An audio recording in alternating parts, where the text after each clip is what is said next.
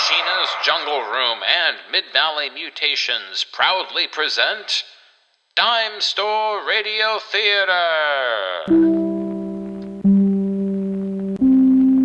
And this is the second of our pair of WFMU marathon broadcasts, trying to raise a little coin to help keep this radio station running smoothly. Don't forget to keep listening for more information about how you can donate to WFMU and make your contribution matter today. In the meantime, enjoy the kind of programming that we offer here every week so that you can better understand what it's like to support WFMU. Our first installment this week, that rascally raconteur, Richard Diamond, with that singing sensation, Dick Powell himself. In this week's story, The Man Who Hated Women. Programming note. As if the title didn't offer enough insight into what follows, listeners should know that there are descriptions of sexual assault and violence directed against women in the upcoming story, and the crimes depicted are much more gruesome than we've heard on this show in the past. Particularly short-sighted police behavior also causes us to listen to a crime in progress from the back seat, no less. If this sounds too difficult to hear firsthand, try coming back in 30 minutes. Listener discretion is advised.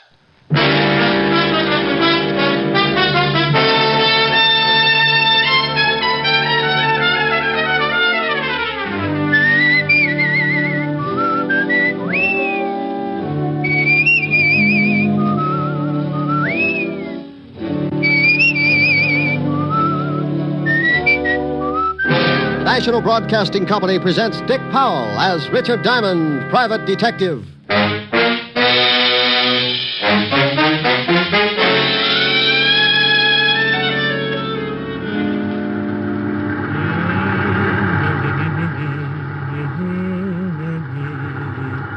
Hey, Ed. Huh? Stop the car a second, will you? What for? I thought I saw something lying back there by the road. So what? It's probably a dead dog. No, hold it. It's too big to be a dog. Oh, for Pete's sake. Where is it? It's right over there. Oh, yeah. Come on.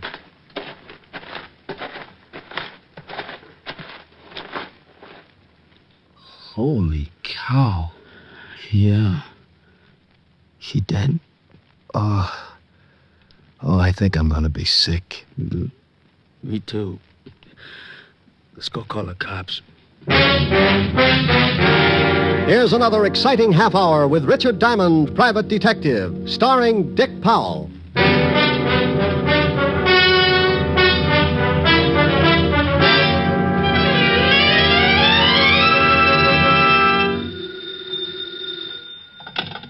Diamond Detective Agency. If there's a corpse in your cellar and your nerves are a wreck, old Rick to the rescue if you write him a check. Oh, Rick. I don't know what I'm going to do with you. Can I make a suggestion? Please do. Feed me regularly, take me for walks, and be sure that you let me out nights. Some suggestion. You do that for a cat. Hi, Helen. Hi. How are you? No, I don't know. I think I'm a nervous wreck. What from? You remember when you said I ought to take up something to keep me busy in the office? Yes.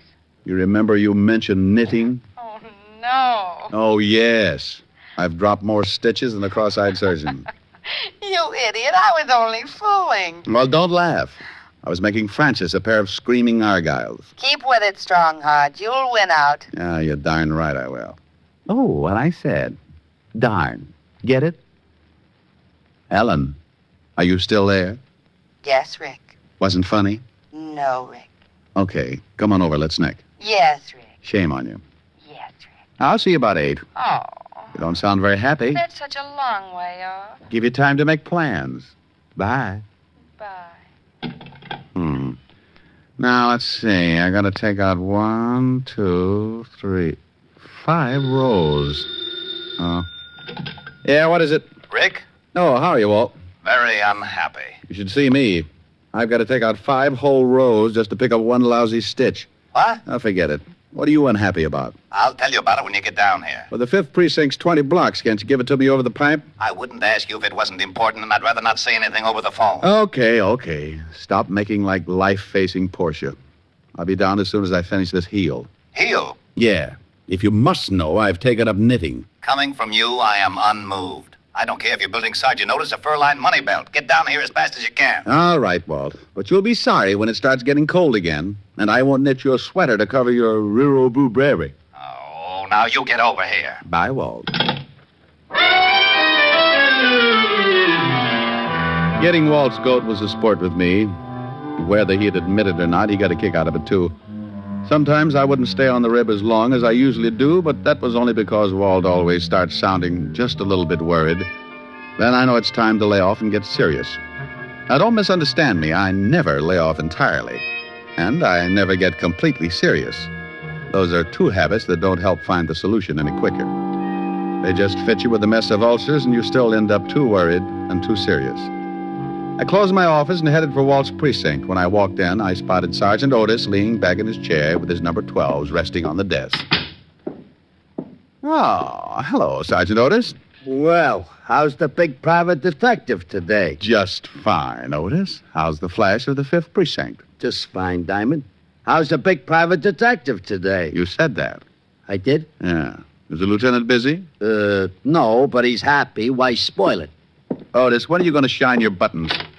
What buttons? Oh, excuse me. Gravy stain. Oh. Hiya, Walt. Rick, why don't you leave that poor guy alone? After you leave, he comes running in and cries all over my desk. Otis? He wouldn't shed a tear if he was standing in an onion warehouse watching his grandmother set fire to herself. Yeah, well, give him a rest for a while. I got a big problem I want to talk to you about. All right, Walt, what's on your mind? Well, I don't know quite how to give it to you. It isn't strictly kosher for the police force to go around asking for help. Now, wait a minute. I don't want any apology routine. If you want a favor, you came to the right boy. You know that goes without saying. Yeah, I guess I do, but well, this is a pretty big favor, Rick. The commissioner's on my back, and so is everyone else that's got anything to do with this city's government. Oh, sounds rough. What did they do? Find out you were hiding a chimpanzee in a cop's uniform, calling him Sergeant Otis? Oh, now be serious for a second, Rick. All right, if you'll just get to the point. All right, I guess you've been reading about these homicides you've been having for the past 3 weeks. Oh, yeah. Pretty messy. Well, the powers that be say solve them or turn in my badge. Oh, well, now, wait a minute. Don't they know that this is the toughest kind of a killing? The killer's obviously got a lot of screws loose, and the maniac doesn't need a motive to kill. Don't those swivel chair bigwigs know that a crime without a motive is the toughest job in the world to crack? Sure, they know all that, but the public and the press is yelling its head off, so the pressure's on. Yeah, well, what do you want me for? You've got one of the best departments in the state. When you were on the force, it was the best department in the state. Now, you stop that. Then stop twisting my arm. What do you want? I want help. I've got to crack this case by next week or I'm out of my ear. You're the best detective we had on the force, and you're the best private gumshoe in the city. Well, now, that's real nice. Will you stop that clowning? Okay. What about these killings? Each time they find some dame looking like the last of a hamburger sale... Excuse me a second, Rick. Yeah? Lieutenant? No, this is Oliver Dragon. What do you want, Mallet Head? We just got a report from a guy out in the River Road. Another one of them butcher's killings. What? Yeah, some dame all hacked up and lying beside the road. Okay, get the car out. I'll meet you downstairs. Oh, did you hear that, Rick? Uh-huh. Well, come on. You want me along? Of course. I can brief you about the whole setup on the way over. I don't know whether it's such a good idea to get mixed up in this or not. Why not? Well, it looks like anybody who gets close to this killer doesn't have much of a future. Well, you can't live forever. Oh, now, aren't you the sweet one? No, that's not what's worrying me. Well, what is that? Now, when I go out, I want a nice, comfortable place to lie down in. The way this nut goes to work with a knife, I might end up in a meat locker.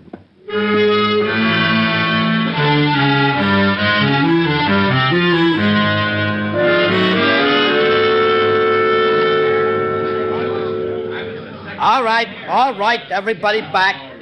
Go on through, Lieutenant. Show him your biceps, Otis. You comic. How did all these people get out here? This is 10 miles from anything. Someone must have heard me call the police. When I left the phone booth, the whole crowd followed me out here. Who are you? My name is Ed Cody. Me and my friend here found the body. Where is it? Right over here, Walter. How does it look? The way you thought it would. Now you see what I'm up against, Rick.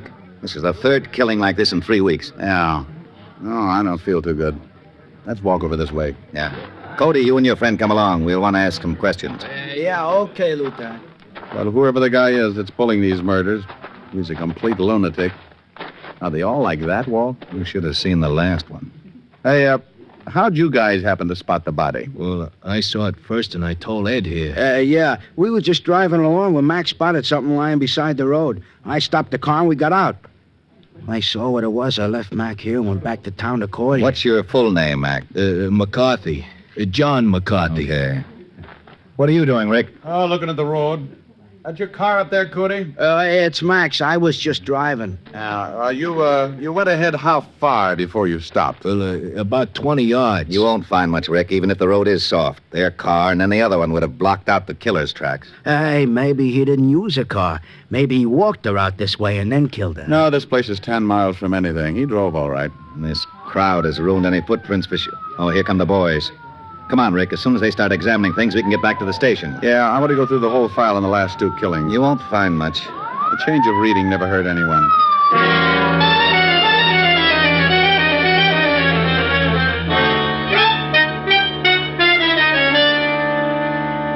Well, that's the whole mess. No leads at all, huh? Not a one. I'm getting nearsighted from looking at all the lineup. We've picked up everything from drunks to safecrackers.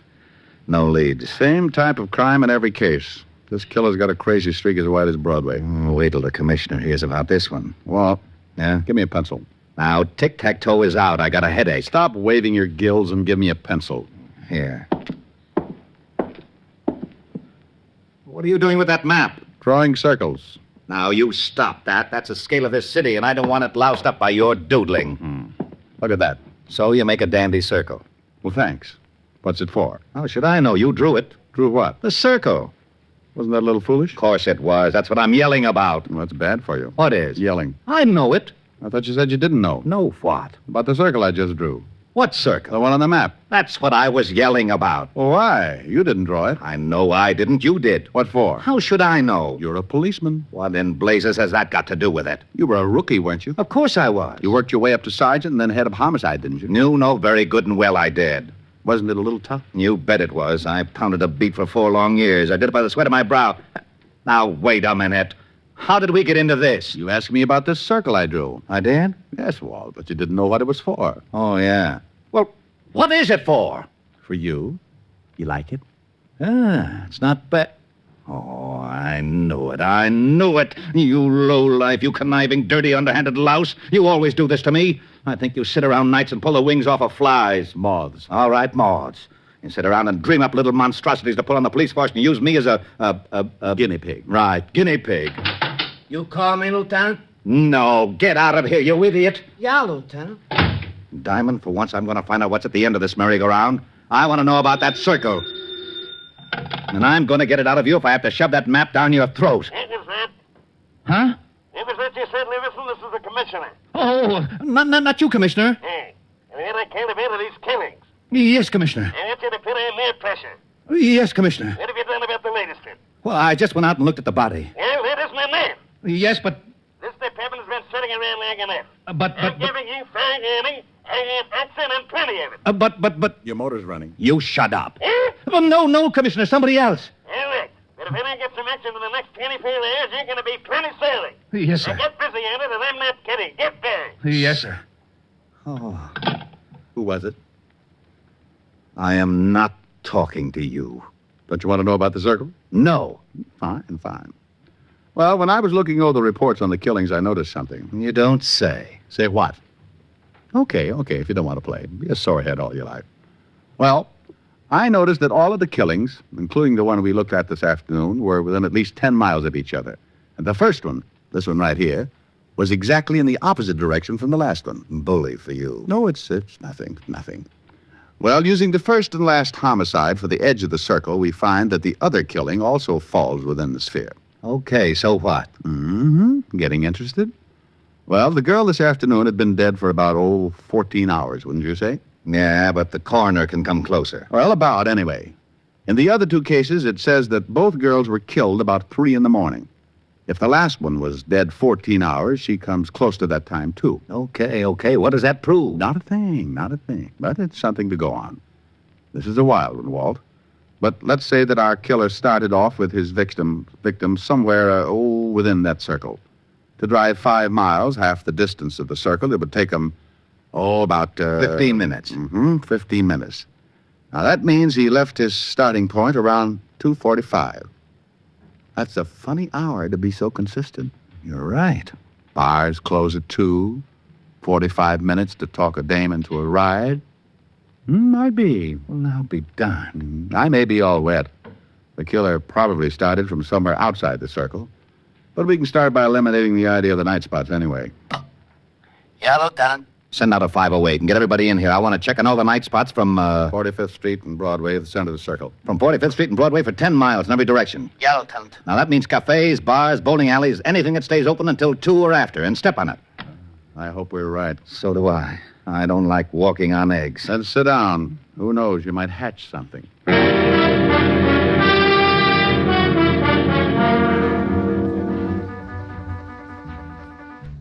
Richard Diamond is brought to you by Sheena's Jungle Room and Mid-Valley Mutations.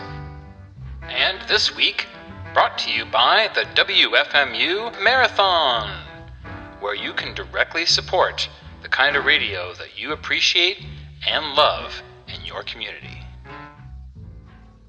You'll notice at the top of the show page for Dimestore Radio Theater a support button that you can click to make a donation today and help keep freeform radio active. When you support WFMU, you keep shows like this and many others on the air. Don't forget to click that pledge button while you're listening to this very program. Now we return you to that streetwise scoundrel, Richard Diamond, here on Dime Store Radio Theater.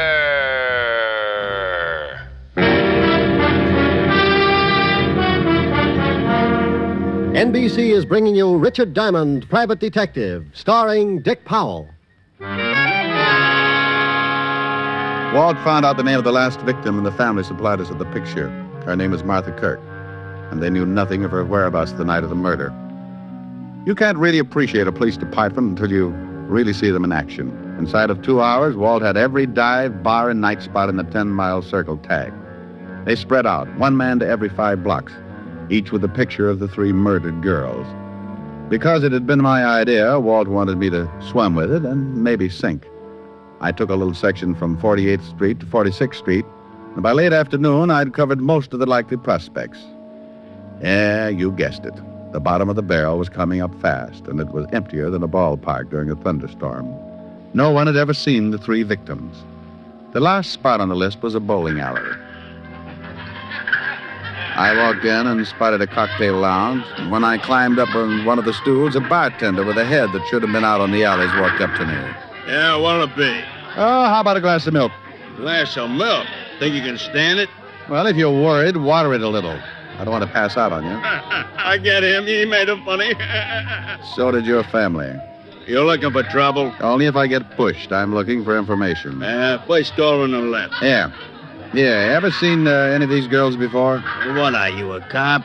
Well, let's just say I'm nosy, and I've got a badge to keep me in the spirit of things. Oh, why didn't you say so? Let me see him. All right. Here's the first one. No. I ain't never seen her. How about this one? And this one? No. Hey, wait a minute. Sure, I know. This one comes in here about twice a week. Was in last night. Gets lushed up and cries about how tough a family is on him. Let's see, her name is... Kurt? Yeah, Martha. Martha Kirk. Nice looker. She was. Huh? Did she ever come in here with a man? No, but sometimes she leaves with one. Same guy every time? Do you remember her leaving with a man last night? Hey, yeah. Come to think of it, she did. What time? About 2:15. We stopped serving at 2. Right on the dot, that we do. Oh, that you do, yeah. Okay. Think you'd know the guy if you saw him again? Sure, he comes in a couple times a week, too. I seen him pick up a couple of strays. I guess you call him a wolf. Yeah, with a hatchet. Huh? Forget it. Where's your phone? Right over there. Hey, here, use a slug. It's on the house, officer. Thanks. I hope nothing's happened to Martha. She was a rotten drunk, but a wonderful kid. Oh, she was, huh?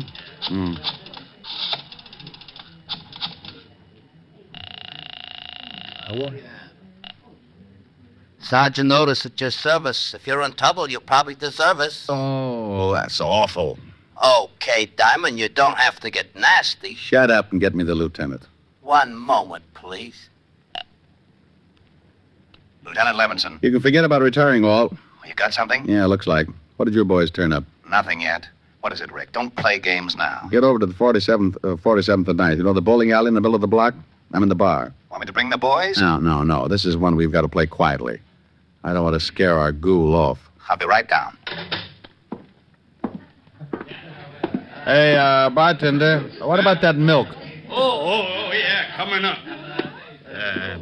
Hey, is it gonna be a pinch? There is, Buster. There certainly is. Walt romped in about a half an hour later, and he talked with the bartender. He finally looked satisfied. He had to, because it was the only lead that had turned up. We told the bartender to tip us if the guy showed again, and we sat down to wait. Maybe my rabbit's foot started thinking it was back with a quartet, because around 1 o'clock it started kicking. The bartender gave us a nod just as a big guy wandered in and sat down at the bar. He weighed in at about 220, and his clothes were sloppy. He ordered a drink and started eyeing a cute little number sitting at the other end of the bar. Let's take him. Now, hold it, Walt. He's making a pitch. What? The dame at the end of the bar. So he's making a pitch. What do you want him to do? Wait around till he takes her out of here? Maybe you'd like to help him sharpen his axe. Look, you haul him in now, you'll have to beat it out of him. Do you want him to pick the dame up? Is that against the law? Arrest me. Stop your clowning. You'd rather catch him with the goods, wouldn't you? Yeah, but Now, don't start that again. You butted the commissioner to death. Just relax. Maybe you can pick up a few pointers. Our big boy moves all right up to the seat next to the cute little girl. She was under full sail and didn't seem to mind at all. He landed at 1:15. At 1:30, he'd established a firm beachhead, and by 2 o'clock, there was a flag raising. Okay, he scored. The joint's closing. And they're leaving. I'm going to tail him. How? He's probably got a car. He'd spot you sure if he takes her out to some lonely place. How do I know? You put in the call, throw a dragnet around this area for 10 miles. I'm not going to let you. If he gets away with that girl, he may kill her. Look, Walt, I promise you, he won't get into that car unless I can stick with him. Come on, we'll both stick close to him until I can think of something. We followed the man and girl outside and walked a few yards behind, making like we had a little load on. They headed for a big parking lot, and that's when I got the idea. The parking attendant was just walking up to him when I stumbled forward. Hey, boy. Rick, what are you doing? Stay with me, Walt. Yeah, mister? Sonny, I'll like have my automobile for you. Hey, just a minute. I was here first. Sure, honey. Don't let him get away with it. Yeah. Oh, look, old man. My friend here's late getting home, and he's got a wife that's 10 feet tall. You mind if I get my car first? No, go ahead. Someday. No, relax, Sonny, relax. We're going to take a little drive, huh? Yeah. Okay, mister, let's see your ticket. Well, I got it here someplace right in my pocket. Come on, we'll walk up. I know where the car is. Okay, but you gotta have a ticket. Rick, what's going on? Keep walking. Hey, I thought you was loaded. Keep going with the police. You what? That's right. Well, what's wrong? Which one is that guy's car? You mean the guy back there with the dame? Yeah. Well, he gave me his ticket. Oh, it's right over there, the coupe. Rick, come on. I'm going to climb in that trunk, and you're going to get in your car and tail us. But stay far enough behind so that he doesn't spot you. Okay, but I think you're crazy. Is the trunk open? Yeah. Now get going. Well, they'll see me coming back. Well, then tell him you forgot something in the bowling alley. I passed out in my car. All right. And, son, Yeah? don't let on that anything happened. We think that man is a killer. Oh. I squeezed into the trunk and waited. About 2 minutes later, the lovebird showed up. He got in the front seat. Oh, very lucky.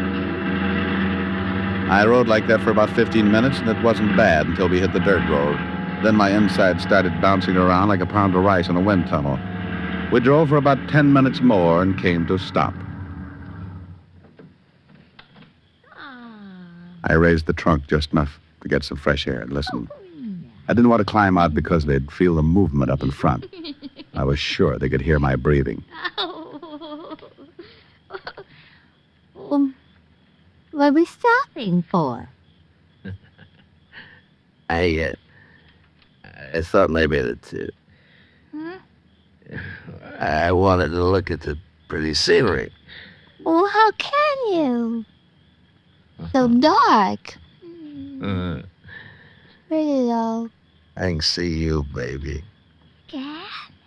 Mm-hmm. Wow. You're nice.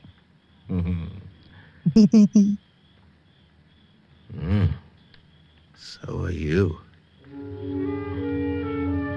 It went on like that for another 5 minutes, and I started thinking I'd picked the wrong guy. Then the conversation changed.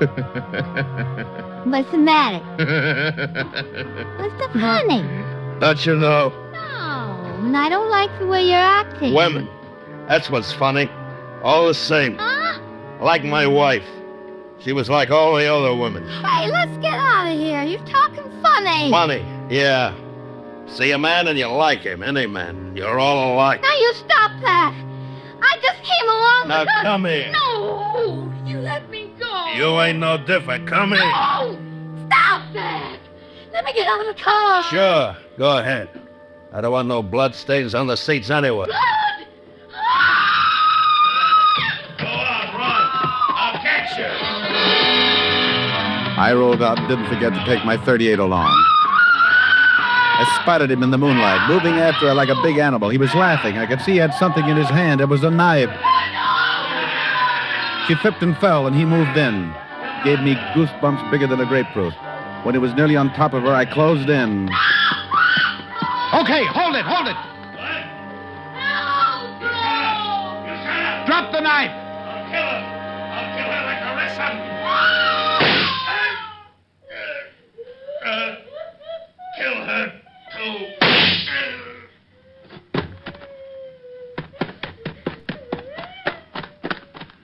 You all right?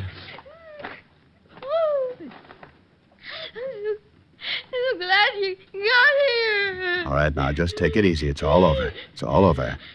You're sure you're all right, honey? You know something? No, what? I think that man was crazy.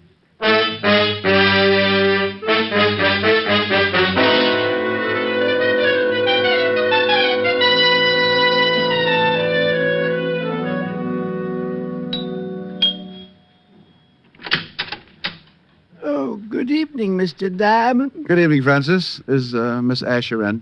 Yes, sir. She's in the study, knitting. Knitting? Knitting? Thank you, Francis. Knit 1, purl 2. Knit 1, purl 2. Knit 1, purl 2. Drop 3. That's the way I do it. Rick. Hello, baby. Oh, look what I've gotten into. I'm a nervous wreck. I'll never teach you. What are you building? It was going to be a surprise for you. Oh, a whole suit. Silly. Rick, I'll get it. Hello? Helen, is Rick there? Oh, just a minute. It's Walt, Rick. Oh, well, give me that phone. Where are you? Why didn't you follow me like I told you to? Well, something happened. Well, what happened, you big ox? I could have been killed out there. I'm sorry, but... Why didn't you follow me? I got caught on the Triborough Bridge and I didn't have a quarter. Why didn't you use your police badge? Holy smoke. Now you tell me. Ricky, Yeah. I need relaxing. You need relaxing. Oh, swell. Ricky, come here. I know just the thing. No, come over here. There's an old spinning wheel in the parlor, spinning dreams of the long, long ago. Ricky. What's the matter, dear? Oh. How about this one? Wilhelmina. Let me start that again, will you? I didn't get started very well. Wilhelmina, she's the cutest little girl in Copenhagen. Wilhelmina, she has all the fellas crazy in the noggin. In Copenhagen, all the roses on her cheeks, and the music when she speaks, and how sweet her kisses taste. Sugar caney's like my mama's Danish pastry. Wilhelmina, maybe soon we'll elope in Copenhagen. Wilhelmina, we'll share everything, including my toboggan. In Copenhagen, all the other girls say no, but Wilhelmina, she says nine. All the boys call Wilhelmina Willie, but I call Wilhelmina mine. Well, now. How did you like that, huh? Well, it was wonderful, but where did the orchestra come from? Oh, the orchestra? Did you like it? Mm-hmm. No, don't knock it.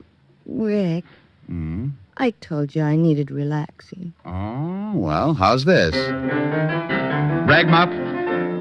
Rag mop. Rick! Rag mop. Oh, no, Rick! Leg mop. I started that one right. I got to like that one, too. You can sing later. Oh, well, all right. Now, what is it, little baby? Come here. You know something? What? I may never sing again.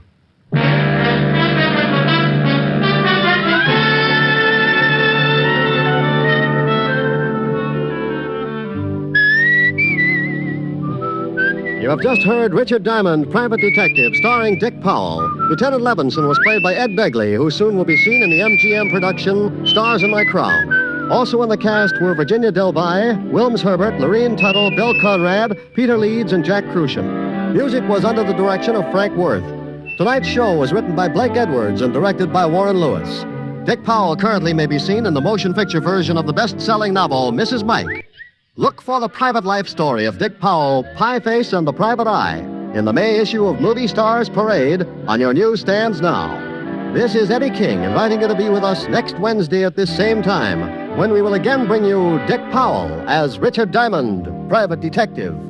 Hear Dick Powell and June Allison tomorrow on Screen Guild Theater on NBC.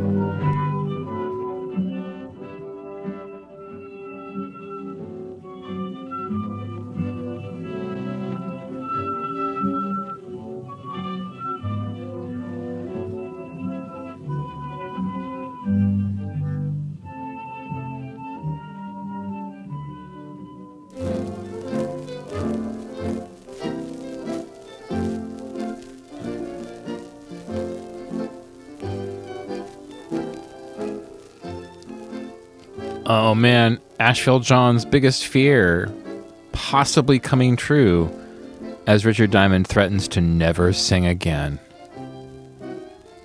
Oh no, don't say it's not so. Oh, well, I will say this. I don't want to spoil anything for anybody, but I have listened ahead a little bit.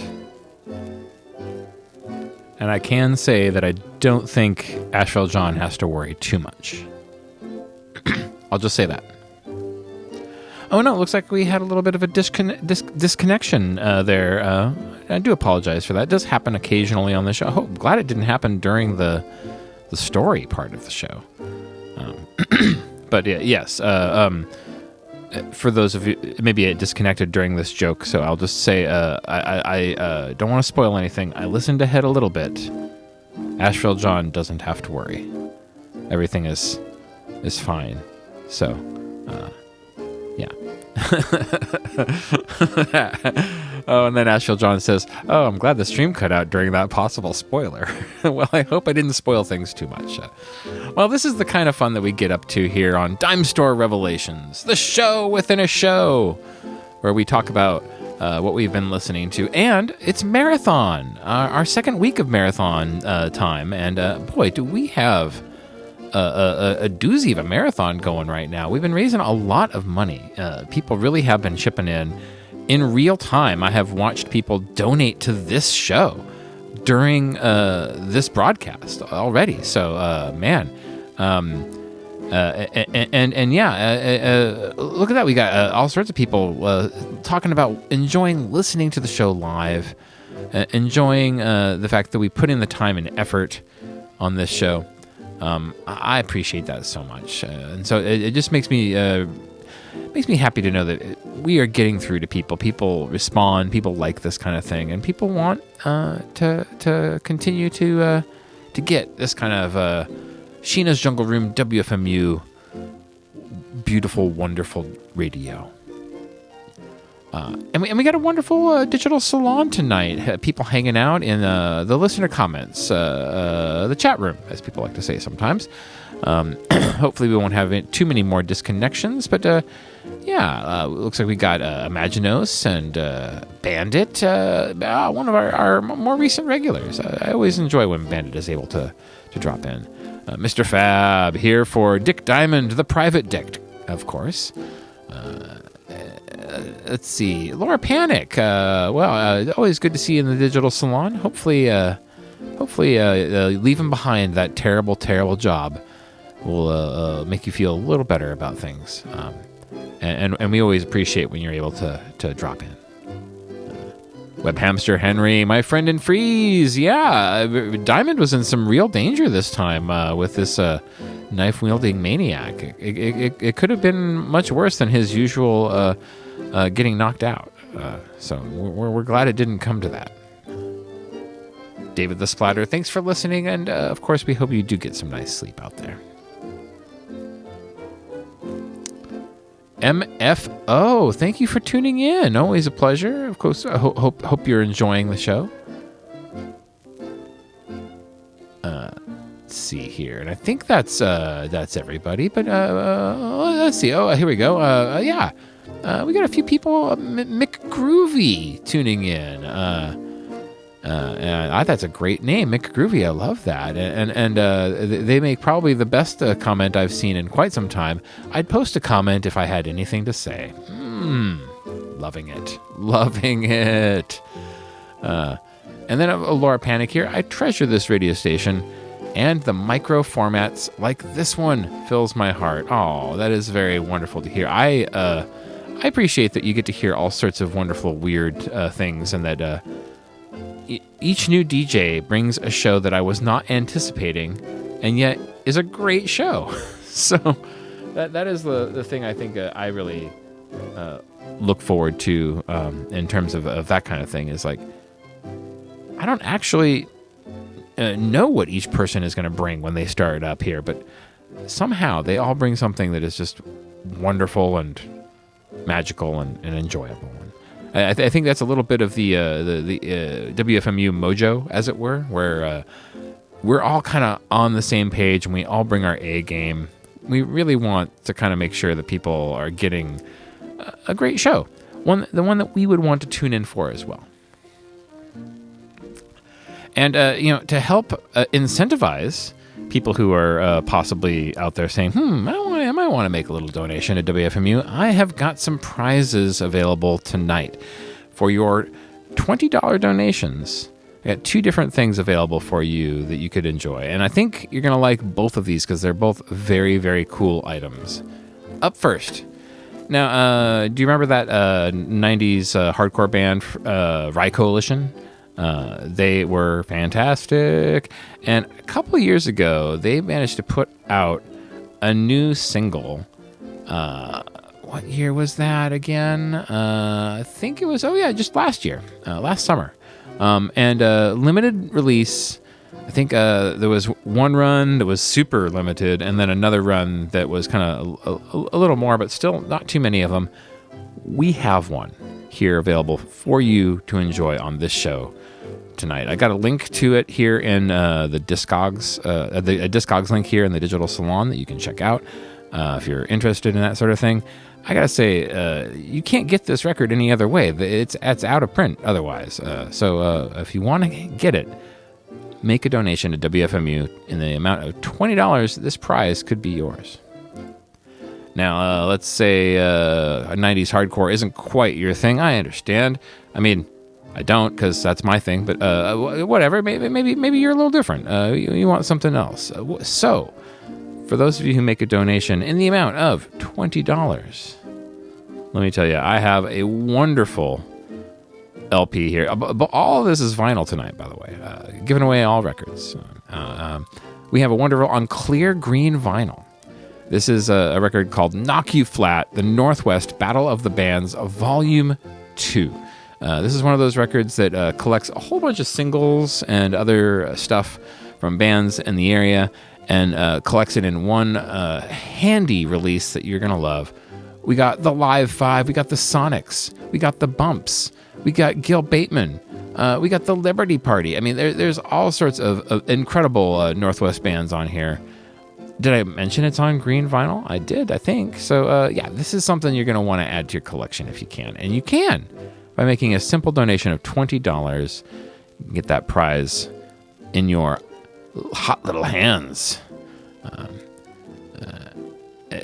Good night, Imaginos. It's always a pleasure to have you pop in, and a bummer that you can't stay later. But we understand sleep is important, and it's much later for you than it is for me. So. Bandit's comment here. This station has opened a rabbit hole of similar stations as well as internet radio. Yeah, once you kind of start going down the hole, you start finding all sorts of stuff connected. And that's the thing I think I like secondarily to WFMU is, so each individual DJ, you start to get to know them. You start to get to know their world. They're often connected to all sorts of stuff that's interesting. And it kind of opens up into a number of areas that are always fun to explore. Let's see here. If anybody else has any other comments they want to leave here that are radio relevant, I'll read them on the air for sure. But we're going to have to get back into our stories here in a second. Now, I wanted to make a few more comments about that Richard Diamond story we heard. Usually during this time in the show, I like to talk about what we've been listening to. It's called Dimestore Revelations. That might be, and I think a couple people commented on this, the most grim Richard Diamond story I have played yet. Now, this show usually gets kind of dark. The body count is often high on Richard Diamond. There's also a lot of jokey quipping and whatnot, so it's that kind of show. But this one has so much whiplash because what is happening to these women is nothing short of assault, of a sexual assault and extreme violence. And they are on the case, but they're making jokes and quipping and back and forth and whatnot. It's a bit of a tonal whiplash at times. And then in the second half of the show, that really gets ramped up to where the police keep kind of not doing their job and instead kind of watching this crime unfold. And then at the point when it's like just about to be too late, then they try to stop it. And it's one of those things where it's like, oh my gosh, regardless of what happened before and afterwards, that woman is traumatized for life. It's a hard episode to listen to. It's interesting that it is, and I think Imaginos made the comment that it's interesting this is even in the run. I wonder, this is probably one of the more extreme, in terms of the details and whatnot, stories that I've heard from 1950. I wonder what other kinds of 1950 storytelling was on the radio at the time. Was this extreme, unusual, or was this common? I only make that comment in that there's certainly a period of almost any kind of storytelling where when you find one case of something, that's often not an anomaly. There might be others. So I was thinking to myself as I was listening to this, how common was this? Was this one of the first, or was this one of many? My usual impulse is to lean in the other direction. It's probably one of many, but who can say? Who can say? I could be wrong. And if so, please let me know, because I'd like to know kind of like if this is the high watermark for violence in 1950 radio, or are we going to find something that's about the same or worse? Who knows? Well, fortunately, I think the next two stories that we're going to listen to are not quite as grim, although our X-1 tonight is definitely something else. I like this story a lot, but it's different. I'll say that. But we have kind of a standard episode of Rocky Jordan coming up next here, and we'll get into that here in just a moment. But I'll make one last plea. Scroll to the top of the page that you're on if you're listening online. Probably are if you're listening to me. And you'll see a little Pledge Now button. Why don't you just click that and make a little donation to WFMU and help us out. It's going to make you feel good. It's going to make us feel good. It's going to keep shows like this going. It's going to keep radio that you love going. And I think all of that is very important and something that you support as well. Yeah, please make your comments in the digital salon. Let us know why you like this kind of show. What in particular? Let's talk about Dimestore Radio Theater. What is it about this show and the shows that we play on here that you enjoy. Obviously, Web Hamster Henry and I are on the hunt for any Paul Frees appearances in our radio shows. That's why we're here. But what brings you week after week? Tell us a little bit. We'll share it at the next talk break. And hopefully, if anybody is interested in those prizes, that Rye Coalition's rare 7-inch that's unavailable any other way, or that Knock You Flat Northwest Battle of the Bands on clear green vinyl, please weigh in. There's also a Willie Nelson record for a grand prize, but let's talk about that at the next break. Okay. Ready? Let's get back into it. It's Dimestore Radio Theater here on Sheena's Jungle Room, WFMU. We're going to bring you a story of the adventures of Rocky Jordan, one of our regular features here on the program. Enjoy. For our second installment this week, The Adventures of Rocky Jordan, with Jack Moyles as Rocky Jordan himself, and Jay Novello as Sam Sabaya. With this week's tale, Foolproof. Now, Del Monte Foods brings you a world of adventure with Rocky Jordan.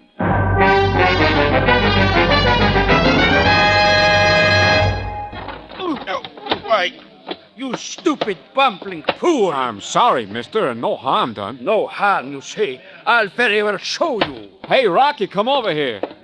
Hey, mister, what's the idea of the gun? You will never try that again. Never. That goes all around, Buster. Give me that gun. Stop it, sir. Take your hands off of me. Not like get that gun. Yeah.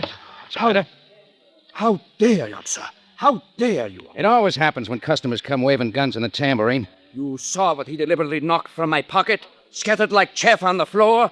Diamonds, sir. Diamonds of incredible value. So they're diamonds. Rocky, I was just carrying a tray past this table. I happened to bump into him. Happened indeed. You haven't heard the last of this, sir. Not for one moment.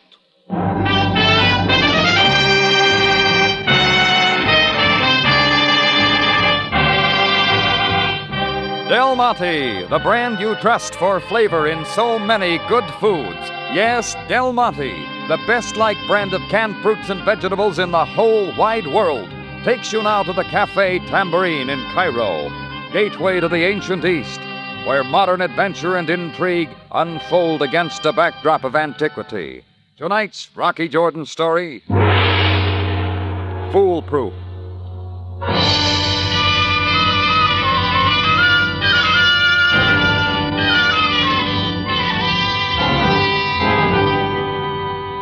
They always pick my cafe tambourine.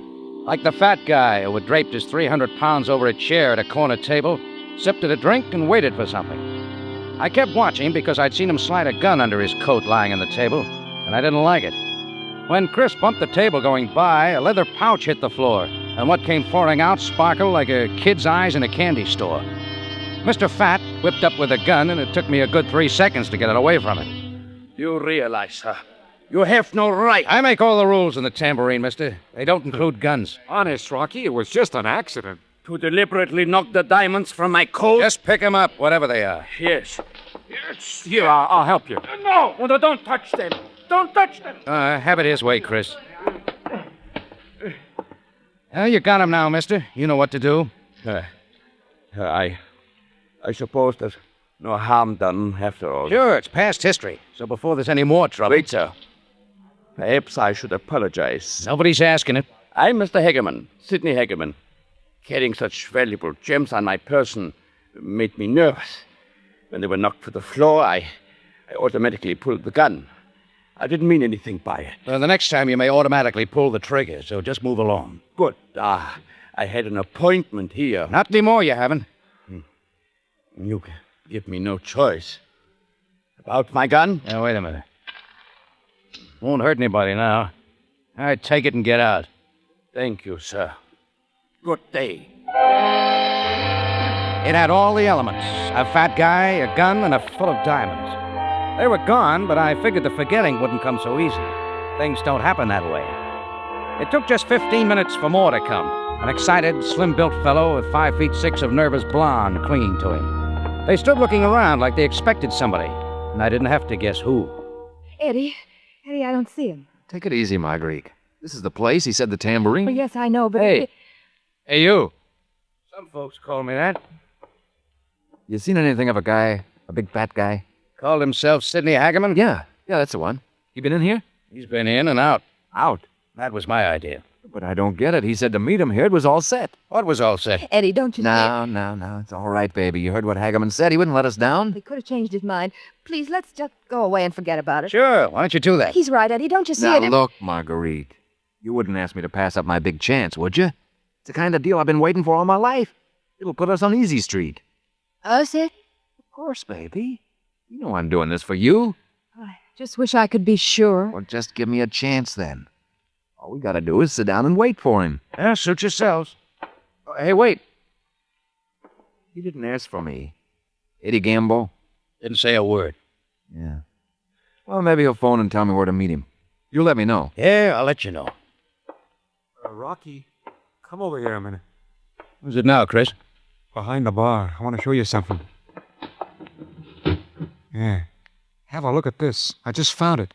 One of Hageman's diamonds? Yeah. Must have rolled behind the leg of a chair when Fat Stuff dropped them. Accidentally missed it when he was picking them up. A beauty, ain't it? Looks real enough. Of course it's real. Anybody could tell that. Big one, too. Just like all the rest of them he had. Well, I'll take it, Chris. Oh, keep an eye on that couple at the front table.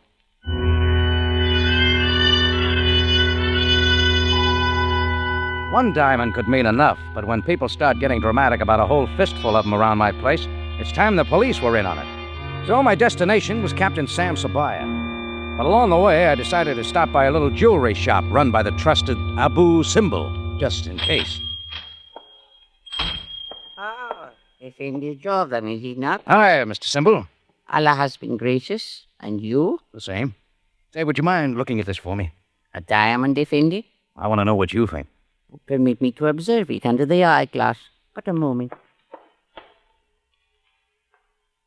What do you see from there? The diamond of great brilliance. And quite perfect for one of such size. And it's real. Say, a whole bag full like it would bring quite a price, wouldn't you say? A very great sum. If you wish me to name a price, I must make further tests. Oh, don't bother for now. Thanks, Mr. Simbel. You would guard it carefully, Effendi. Why so?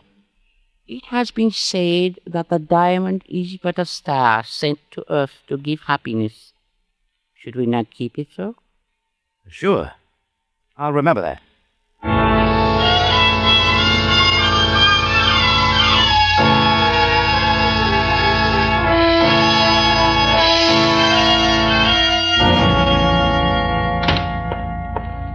Well, Jordan, and what brings you to headquarters this time? Maybe nothing, maybe a lot, Sam. Must you always prepare me for what you have to say? Come, Jordan. It's about this diamond. It's a real one, too. I had it checked. What about it? A big guy named Hageman had a whole sack full like this at my cafe this afternoon. He happened to leave this behind. Then you have only to return it to him. I'm wondering, have there been any big diamond thefts lately? No, none that has been reported. Just the same, you better look up Hageman. Why, Jordan? You must know that diamonds are not uncommon in Africa and surely not in Cairo. What do you expect me to do? Nothing you don't want to do, Sam. If you wish to leave the stone for lost and found... No. If Hageman comes back, I'll give it to him. It was just a hunch. Jordan, be patient. You never need search for trouble. It will find you. Sam's advice made some sense, and I went back to the tambourine. Chris was switching on the front lights when I got there. Hageman wasn't around, and neither was Eddie Gamble now. Only the girl still seated at the front table. She turned quickly as I came in, then looked disappointed. Oh, what happened to the boyfriend, Marguerite? Why, he wanted me to wait. For what? Where is he? Well, Mr. Hageman phoned shortly after you left to arrange a new meeting place. Where? Oh, I don't know. Eddie talked to him. Sure. This time he wanted you to stay here, out of the way, so you wouldn't queer the deal. Well, Eddie knows how I feel. Marguerite, Hageman has it set up to sell Eddie something, right? Why... A lot of diamonds, like this one here. Mr. Jordan, how did you find out? All sorts of ways. But this one isn't... Don't worry about it. Hageman has plenty left. How much is Eddie paying? 100,000, maybe? Well, he wouldn't want me to say. 50,000? Well, much less than they're actually worth. You know, people don't deal in diamonds this way unless there's something wrong. Of course, but what can I do?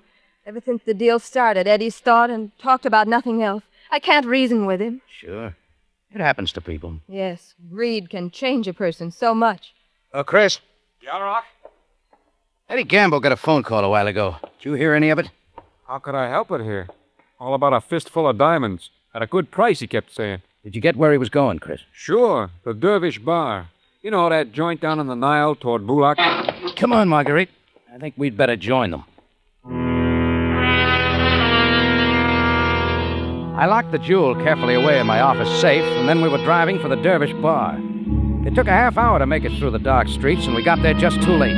Sidney Hageman was in front at the curb, squeezing himself into a taxi that was off and gone. So it looked like the deal was finished, and we were sure of it when we saw Eddie Gamble standing under a dim streetlight a little way down, jostling a leather pouch in his hand. We were too late again as two natives with gleaming knives swung toward him out of the shadows. Eddie, look out! He fought back without a chance. We kept running, but before we got there, the natives suddenly turned and vanished. Only one of the knives was still there. Eddie, darling. Easy with him. Oh, what happened to you? Marguerite, they didn't get the diamonds. They tried. I don't care, darling. It's you. Here, take them.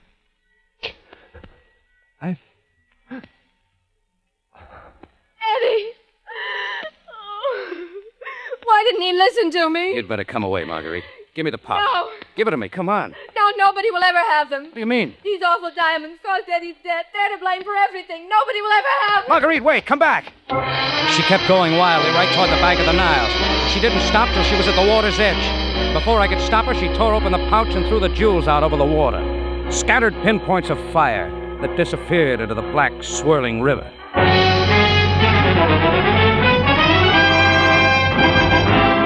Del Monte Foods is presenting tonight's adventure with Rocky Jordan.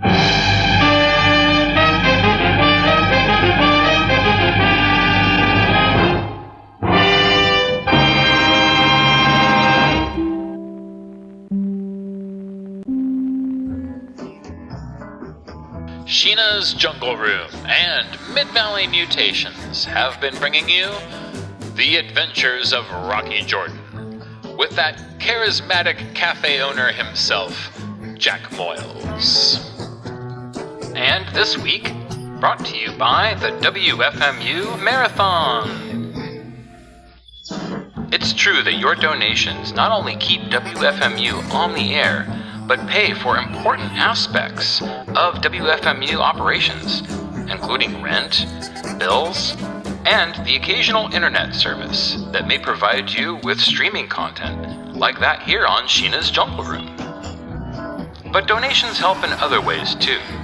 If these stories are as important to you as they are to us here in the Jungle Room, then please consider making a donation to WFMU as soon as possible. Maybe even today. And now, back to The Adventures of Rocky Jordan, with Jack Moyles playing the Cafe Tambourine owner himself.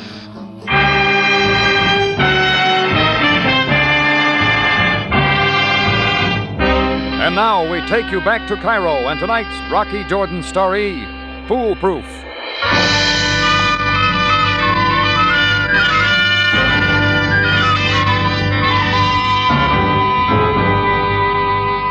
The jewels were gone now, somewhere in the mud at the bottom of the Nile.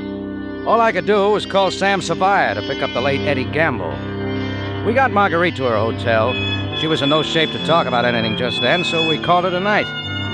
I was sure there was something more here than an attempted robbery murder by a couple of Arabs. But it wasn't until the next evening that Sam buzzed me to come to headquarters.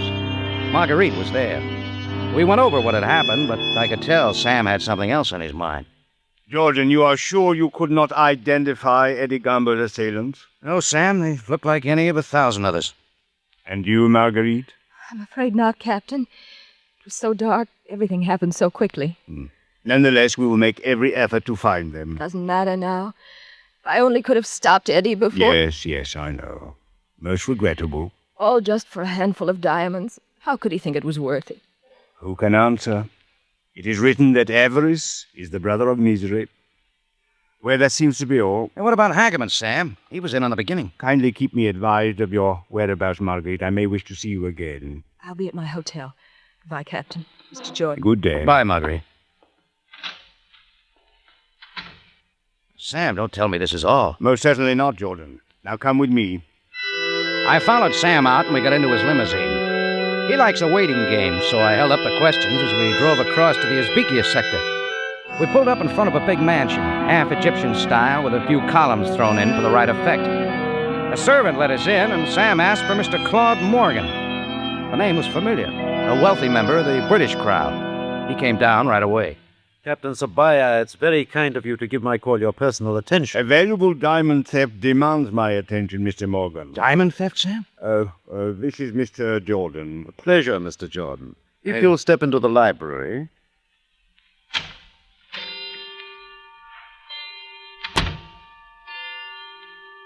Please be seated. Thank you. Now, Mr. Morgan, if you will tell us exactly what happened. May I explain that I've been on a business trip to Italy. When I got back, the diamonds were gone from my wall safe. Would you have any idea when the theft occurred? No, Captain. I was away for almost a month, returning only yesterday. I did not discover the theft until this afternoon, when I called you. It begins to look like my hunch was right, Sam. As you say, Jordan. I was not aware of this when you talked to me yesterday. I do not understand, Captain. A man known to have a large number of diamonds on his person was in Mr. Jordan's cafe yesterday, a very fat man named Hagerman. Hagerman? Then you know of him? Why, yes, I've had some association with him. Like but I said, Sam, find him. I shall, Jordan. But the perplexing problem remains that of the evidence. We know that he had some jewels, but how can one say that they were from Mr. Morgan's safe? Yeah, I see what you mean. The jewels are now lost in the bottom of the Nile River. But that's incredible. If what you say is true... Hey, wait, Sam. They're all gone except one. Still in my office safe. Oh, yes, of course. I had quite forgotten. Say, Mr. Morgan, could you tell if the diamond I have is one of yours? Oh, I could, yes. The stones were insured, each piece listed and described separately. I could surely tell. Let's get it, Sam. Jordan, I have matters at headquarters. Please bring the stone there for Mr. Morgan to see, say, in 2 hours, if that is agreeable. By all means, Captain. 2 hours. I'll be there. Sam and I went out together. He dropped me at the tambourine, and I promised to let him know what cooked. The night crowds were just coming in, but Chris wasn't around. Wondered about that as I went through the cafe and opened my office door. Chris! Rocky! Take it easy. I'll get the gag off. That's better. Oh, am I glad you got here, Rock. The cords in my wrists are killing me. Just a sec. I'll have you loose. Come on now. What happened? Well, I heard a noise back here. When I came in, a couple of Arab natives were tearing up the place. You're lucky they didn't put a knife in you. Don't I know it? They grabbed me and tied me up. Yeah. What about the safe? Well, they couldn't get in there. No, we better make sure.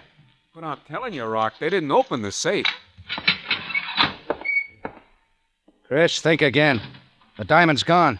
Gone? But ain't that it? No. There's a stone here, all right. Same size, but not the diamond. Look at it. Yeah. Not so clear. No sparkle like the other one. Well, what the heck goes? I was here all the time. That's what I want to know. How could anyone get in the safe, take the diamond, and on top of that, leave this one in its place? Maybe somebody switched them before you put it in the safe. No. What I put in there was the diamond, I'm certain. Well, you sure got me, Rock. It don't make sense. Everything makes sense, Chris, when you get the answer. I made sure Chris was all right, sent him out front to help catch up with the customers. I closed the safe, put the stone in my pocket, and went out the back way to get to my car. I was as far from any answer as the Earth is from Mars, but somebody could tell, including a couple of native Arabs. I met them sooner than I expected. Hold him at the wall, Jehoshaphat. As you say, Negab, the knife is at the throat. I saw the other one.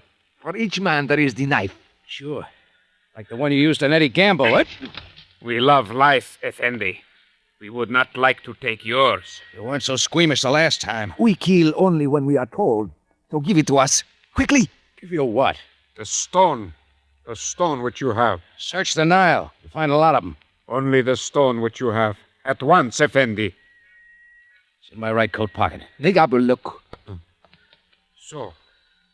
Yes, Jehoshaphat. This is the one. You two guys collect rocks for a hobby? We have another. But we love life, Effendi. So we spare yours. I'll send you a thank you card. Where to? No address. We fold our tents like the Arabs. And they silently stole away. Now it was about as plain as a Chinese puzzle with all the pieces missing. A diamond is taken from my safe. A new stone is put in its place, undoubtedly one that's worthless. Then they steal the new one. That's how it looked. And if that wasn't it, what was? I didn't know, but pretty soon I was pounding at the door of Abu Simbel, the jeweler. His wife finally let me in, and I waited till he came down, pulling on a robe and straightening his fez. Ah, Mr. Jordan again. You brought the diamond to my place of business. The diamond's gone now, Mr. Simbel. Then why'd you wake me at this hour? Because another stone showed up in its place. Only, it's gone, too. Effendi, perhaps the sleep is not yet from my mind. Look, you said something about making further tests. Was that to name a price or to make sure it was a diamond? Even the humble jeweler is sometimes fooled by what he first sees. I put the diamond you saw in my safe yesterday. A while ago, I found another stone in its place, but the sparkle was gone. So, I was mistaken. What do you mean? Tell me.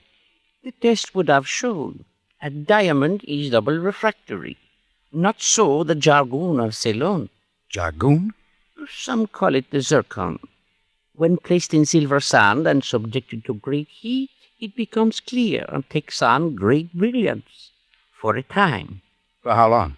2 days, perhaps. The luster then fades. So you're telling me the stone I had was a jargon. It never was a diamond. No, a star sent from heaven. I am most sorry, Mr. Jordan, if my mistake has brought you trouble. Oh, no trouble at all, Mr. Simbel. You told me just what I wanted. I left Abu Simbel and got to my car, and I knew where I was going. So the whole fistful of diamonds Hageman had sold to Eddie Gamble weren't diamonds either. Only jargons from Ceylon. In just 10 minutes, I was pressing on the buzzer to Marguerite's hotel room, first floor rear. She was still up. Oh, Mr. Jordan. One last visit, Marguerite. Please, what are you doing? You didn't say you were coming here. I was until now. But things change, don't they? I don't understand. Like a lot of hopped-up jargons. Jargon? Yeah. Like the ones you deliberately planned to throw away, right into the Nile. You know better than that, Mr. Jordan. Why would I plan such a thing? Just so they wouldn't be found till too late, if at all. But I was beside myself. I didn't know what I was doing. You saw yourself. Wasn't I supposed to? Why, anyhow, the jewels are gone. Sure. Hageman makes the sale for plenty of money, and then you get rid of them. Only it happens the jewel stuff is penny ante. There's a murder involved. Your boyfriend, Eddie Gamble. Not as far as I'm concerned. A couple of stray Arabs did that. All foolproof. I thought they were strays, too, at first. But when they jumped me for the jewel this evening, I saw they were working for somebody who tied in with a diamond job. I wish I knew what you were talking about, Mr. Jordan. You know, Hageman made quite a mistake when he left that phony diamond on my tambourine floor. It put a big hole in your scheme. Somebody had to get it back. Did they? Come to think of it, who knew I had that jewel? You did. I showed it to you in my tambourine. You're not trying to accuse me You're of up to your ears in murder, Marguerite.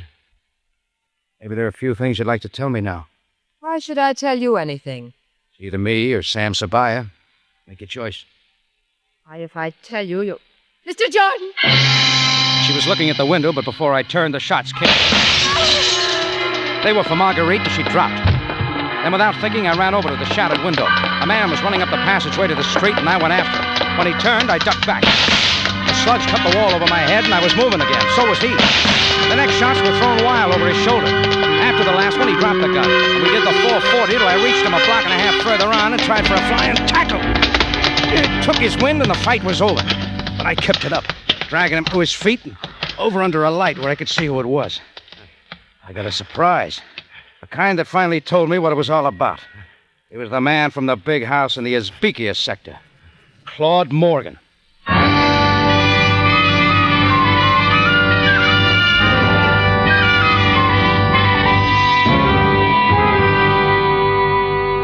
Well, Claude Morgan came along to headquarters peaceably enough. By the time he was able to think straight again, he was already booked and in a cell for the murder of Marguerite. Right quick after that, Sam went out looking for Sidney Hagerman. I went back to the tambourine, and just before closing time, Sam came in and joined me at a back table. I will only be a moment, Jordan. Oh, no rush, Sam. Sit down. A couple of coffees here, Chris. Right away, Rock. Oh, an excellent idea. Jordan, you will be interested to know that we have found Sidney Hagerman. Oh, good.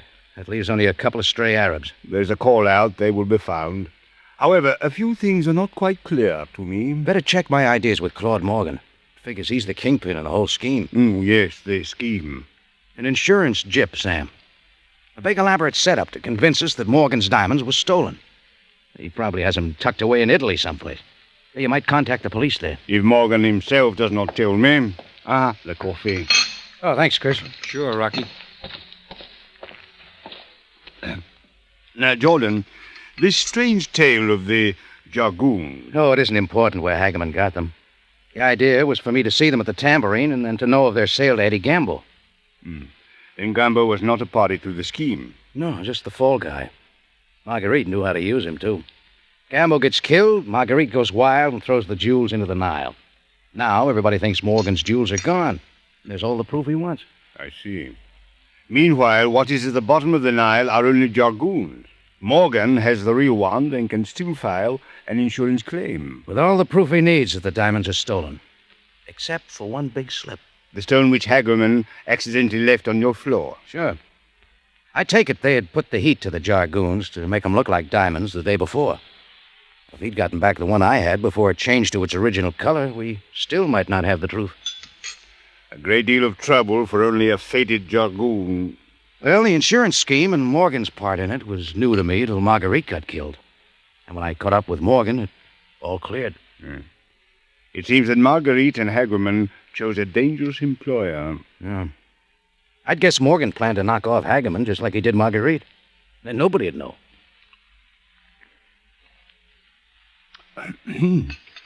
This is excellent coffee. Tell me, how do you make it? My professional secret, Sam. But I'll trade it for some of your professional secrets. Need you find that necessary, Jordan? You have a way of learning what you would know without my help.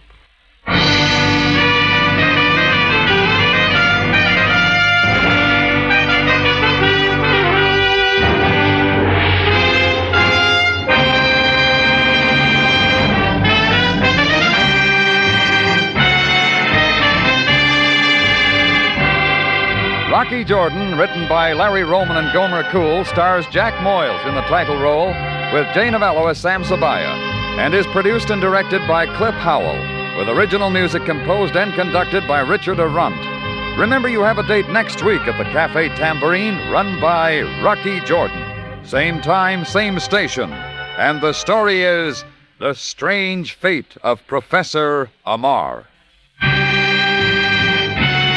Larry Thor speaking. Rocky Jordan is presented over CBS, the Columbia Broadcasting System.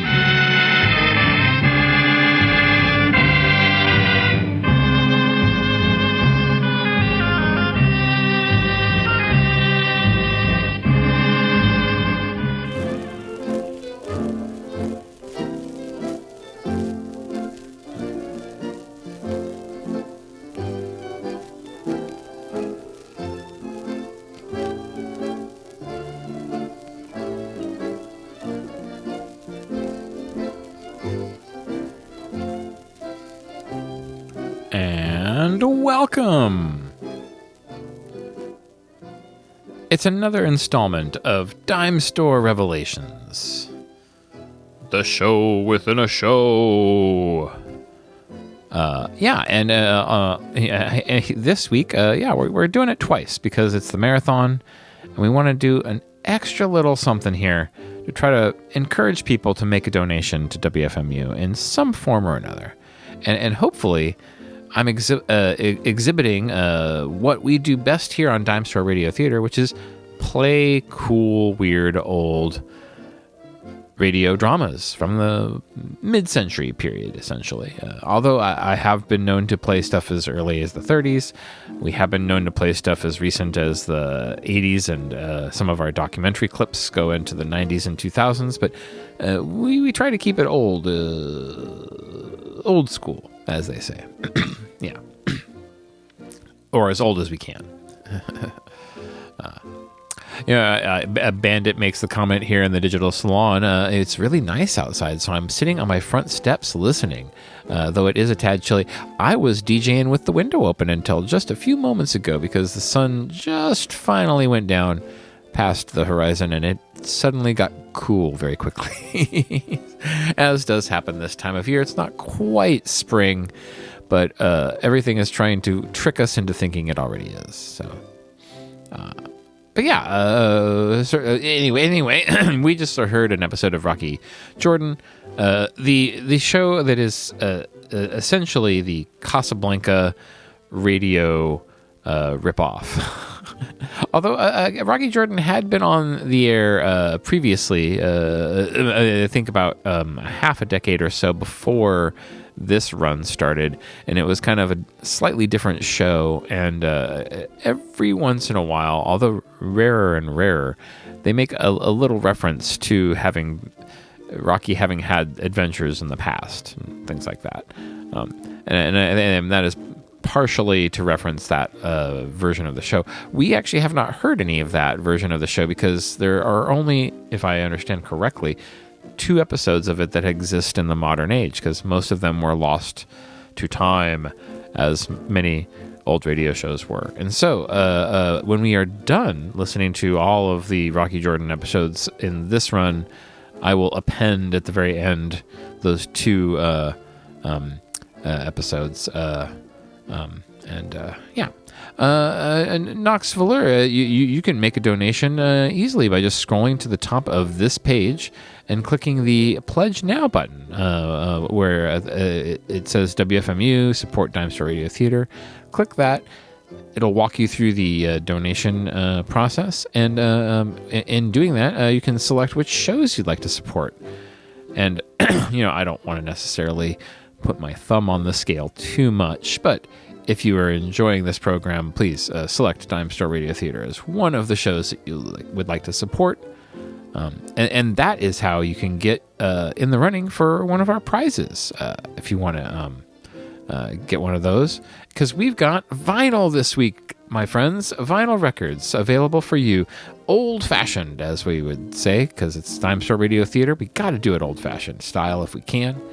So we have 2 records, a 7-inch, an LP, and then we also have a double album grand prize for people who want to make a $75 donation. And I think it's going to be worth it for you because that grand prize, pretty cool. Now, I did talk quite a bit about the Rye Coalition and the Knock You Flat Northwest Battle of the Bands vinyl that I have available for regular prize donors making a $20 donation, and nobody has claimed those yet. So if you are interested and you have made a donation in the name of Dimestore Radio Theater, please, I will hook you up. But I want to talk about this grand prize that I have here because, gotta say, oh my gosh, Willie Nelson, near and dear to my heart. He and I have the same birthday. Willie has been great pretty much from the beginning. And every time I kind of touch base with him and find a little something of his past that I was not familiar with, then, oh man, I'm always very, very pleased. And that includes this double album here, Willie Nelson, live at the Texas Opry House, 1974. Now, this album has been available before, but this version comes with 4 bonus tracks that were not available on the original album. So those Rhino reissues, man, they really know how to do it right. I gotta say, if you are a fan of Mr. Nelson, you're gonna enjoy this record. I believe the vinyl is 180 gram as well, so it's nice and heavy, sounds great, perfect to add to your collection. Or anyone's collection. You can give it as a gift. But yeah, that is certainly important, if you ask me. Wenzo asks the question, and this is a question near and dear to my heart. Speaking of lost episodes, do you know if there were more episodes of Nero Wolfe with Sidney Greenstreet that got lost? I'm a big fan of that one. Wish there were more episodes. Me too. I'm going to eventually play all of the Nero Wolfe run with Sidney Greenstreet. There's a few of the other versions that I don't mind too much, but they're not nearly as good as that Greenstreet version. Man, he was so good. And so, yeah, we will be getting to that one at some point. I quite appreciate that show. I actually found the AMC version of that show from around the year 2000, 25-ish years ago. And they did a production of Nero Wolfe stories on TV there, and they were great. And I gotta say, the actors are all kind of like doing their best because they're all fans and whatnot, but some of the choices for bit parts and whatnot were puzzling. Some of them were fantastic. I think the actor that they got to play Sidney Greenstreet's character, Nero Wolfe, it's hard to outdo the way that Sidney Greenstreet does it on the radio. For this production on AMC and on television, there is an actor there. He does pretty good, but yeah, it's you can imagine other actors in there doing a more wonderful performance, because I don't know, something about Nero Wolfe. It's a very specific kind of character. If you read those stories, he is a very neurotic and strange individual, and so you need somebody who's kind of I don't know. Sidney Greenstreet has it, is what I'm saying. He's really, really good in that Maltese Falcon movie. If you haven't seen that one either, that is he's so good in that one.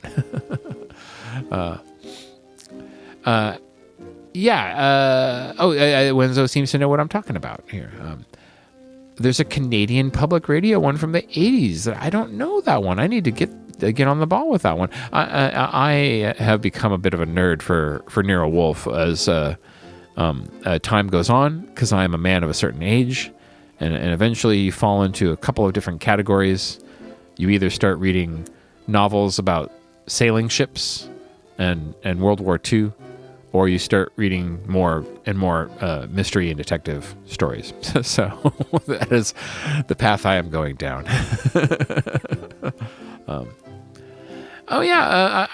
Monk is an interesting character. I like that one. Yeah. I need to watch more Monk because I haven't seen as much of it as I'd like. But I think that was mostly kind of an availability heuristic and not necessarily a critique of Monk. Anyway, if you want a nice eccentric detective, Nero Wolfe is it, because he will not leave his house. It's kind of great. I mean, he does infrequently. I can think of one story where he does, but he does not want to ever. That is the great thing about Nero Wolfe. Also, Nero Wolfe, fan of beer. Fan of orchids. He's an eccentric guy. I like him. Eccentric characters are a fixture on Dimestore Radio Theater. We have them in all of our shows, I think. I mean, Richard Diamond's pretty eccentric, I must say.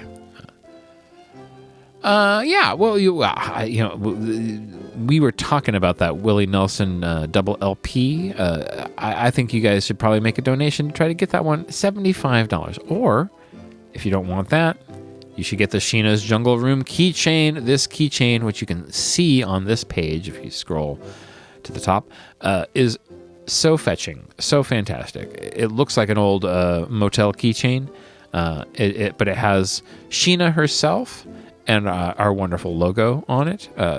Your keys will never look cooler. I mean, this is just the thing. This is the go-to item of the season. Everybody's going to be wanting one of these. So, yeah, Winzo. There's not that many, unfortunately, but we will definitely run through them all for sure. Yeah, that one is one of my fave radio shows from before I even started this program. I listened to that kind of stuff at work a lot when I could. Anyway, where was I? Okay, keychain, very fetching. Totally got to snag that one if you can. Swag for Life is definitely nothing to sneeze at. They really hook you up when you are in that department. They send you T-shirts and hats and all sorts of fun things. It's the way that you want to get into being a Sheena supporter and whatnot. You walk around with that keychain, man, people are going to think you are cool and that you can get into all the best parties. It's okay, because I actually was going to turn to the digital salon here because we had at least one comment from somebody who wanted to make a statement about why this kind of thing is important.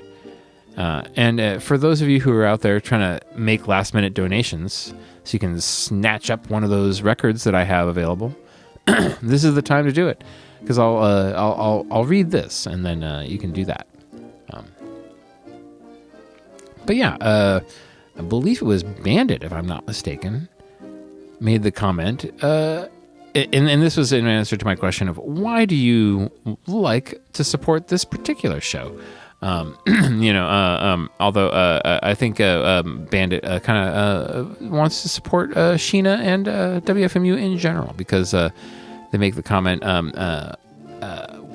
where else could I hear a show of old-time radio, field recordings, comedy music, country, punk, and slurmcore? Not very many other places. A lot of radio stations have a narrower format than that, but certainly Sheena's Jungle Room, WFMU, we like to be a nice and wide range of music. I was unfamiliar with slurmcore, so I had to look this up, and I was delighted to learn. It is an emerging, as of 2025, niche internet music genre, according to Google, which I did not realize. So that's very exciting. There's a YouTube channel here where you can get 10 hours of slurmcore. I assume that video has got to be pretty excellent. A lot of Reddit and SoundCloud opportunities to read about slurmcore. I'm curious. I'm gonna have to check this out. Thanks to Bandit for helping me.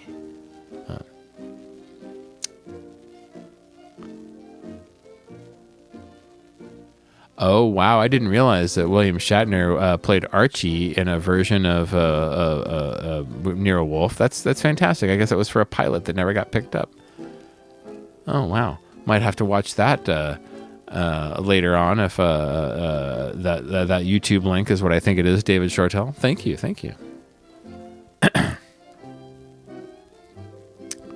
Let's see here.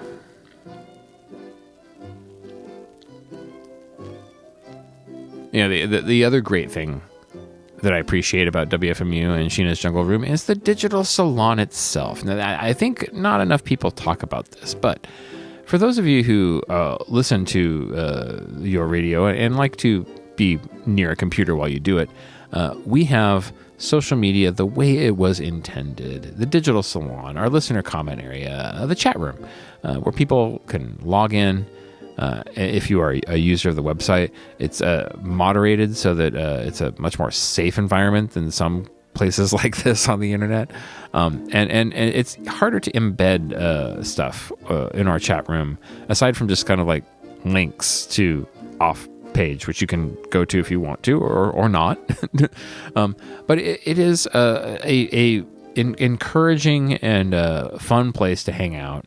I feel so refreshed by the kinds of comments and discussions that we have in the digital salon, and it's one of those things that I look forward to when there's a show I like, because it's like, oh well, I can also interact with other people who like this show, and they have comments too, and we can kind of like have this little kind of, I don't know, back and forth. It's very nice.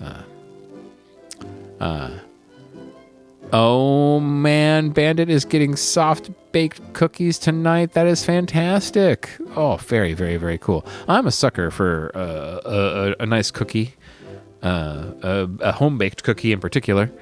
I will go out of my way for a nice peanut butter cookie. I'll tell you what, and that is something to behold. Well, before we get into our final feature tonight, I want to just make another plea for donations by talking about some of the people who donated specifically to this show. It always warms my heart to know that there are people out there who are into this thing in particular. So I want to give a special thank you to listener Robert, listener Web Hamster Henry, thank you. Listener John, thank you. Listener Kat and listener Paul, oh, you guys are so sweet, thank you. All these people specifically donated and then mentioned Dimestore Radio Theater as one of the shows that they enjoy listening to. Listener Dave, thank you so much. Listener Kyle, listener Camille, who makes the comment, listening to WFMU since 1994. Whoa, that's fantastic. I don't think I knew about WFMU in those days. I was still listening to local radio back where I lived, in the Mid Valley here. So yeah, that's fantastic. Listener Herb, thank you so much, and listener Heather, who hangs out in the digital salon sometimes. Heather Z, thank you so much. And let's see, we got a couple more here.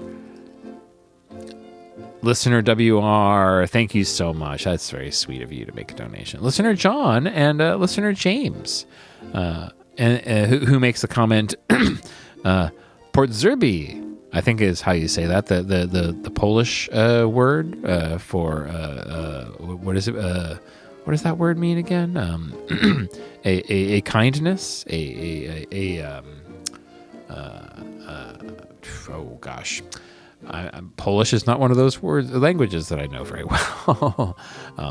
But yeah, Port Zerbi, Potrzebii, Pot Zerbi. Don't know. Any Poles out there who can help me pronounce that one properly? But that is from listener James, who is from Chicago. Thank you so much. And then, another comment here. Listener John says, I don't actually get to listen live very often, but I love the archives, and I love Richard Diamond. Not love, like love. I understand. I like love Richard Diamond quite a bit as well.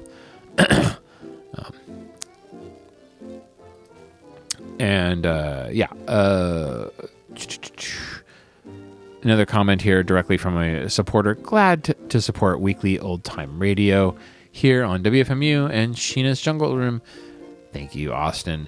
A few people have made this comment. Streaming radio is the thing that they really appreciate about what we do. I mean, not every radio station has streaming content like this. A lot of stations are just terrestrial radio. Some streaming stations don't have the scaffolding that we have, where we can supply not only the digital salon, but all sorts of other content on. Boy, can't talk there. All sorts of other content on the regular website. So I gotta say that backbone of the digital community for WFMU really comes through in a big way, and people have made that the streaming options that are available outside of not just the mothership and whatnot, but all of the different streaming options, those are much more appreciated in a way that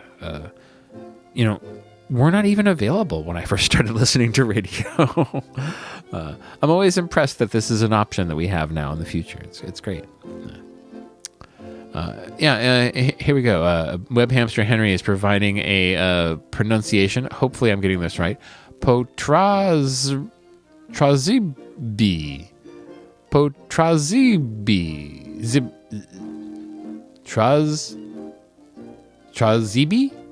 Man, I have no idea. I got to look that one up better.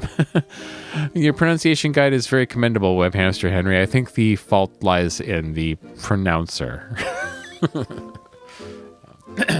David Shortell, yeah, I associated that with Harvey Kurtzman as well back in the day, but then I think it was Chris O, actually, who hipped me to the fact that, no, it was actually a Polish word that they were adopting for mad purposes.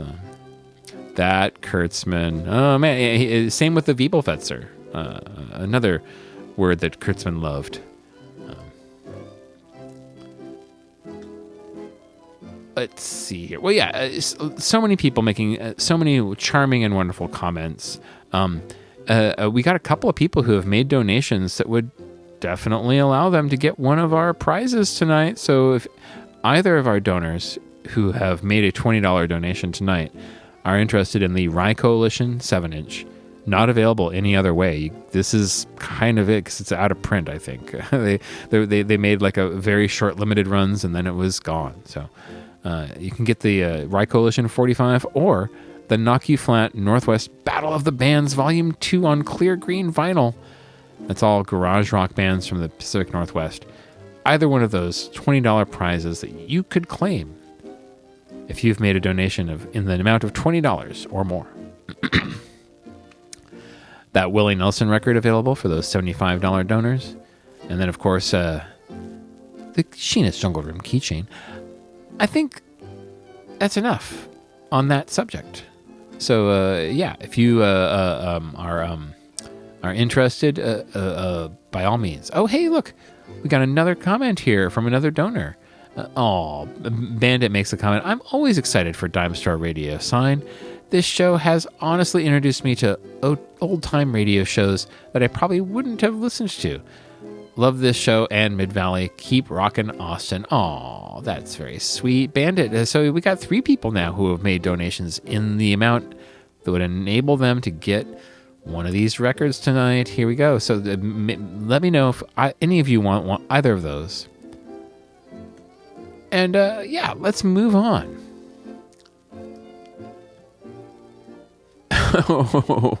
Web Hamster Henry says the Potzerby word just looked kind of funny. It was the 6 and 7 of Mad Magazine. I'm at 6s and 7s with this joke.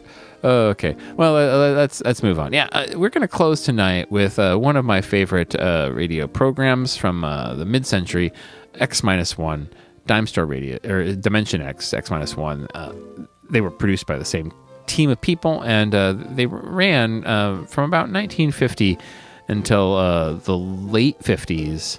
And then there was a little bit of a gap in there in between.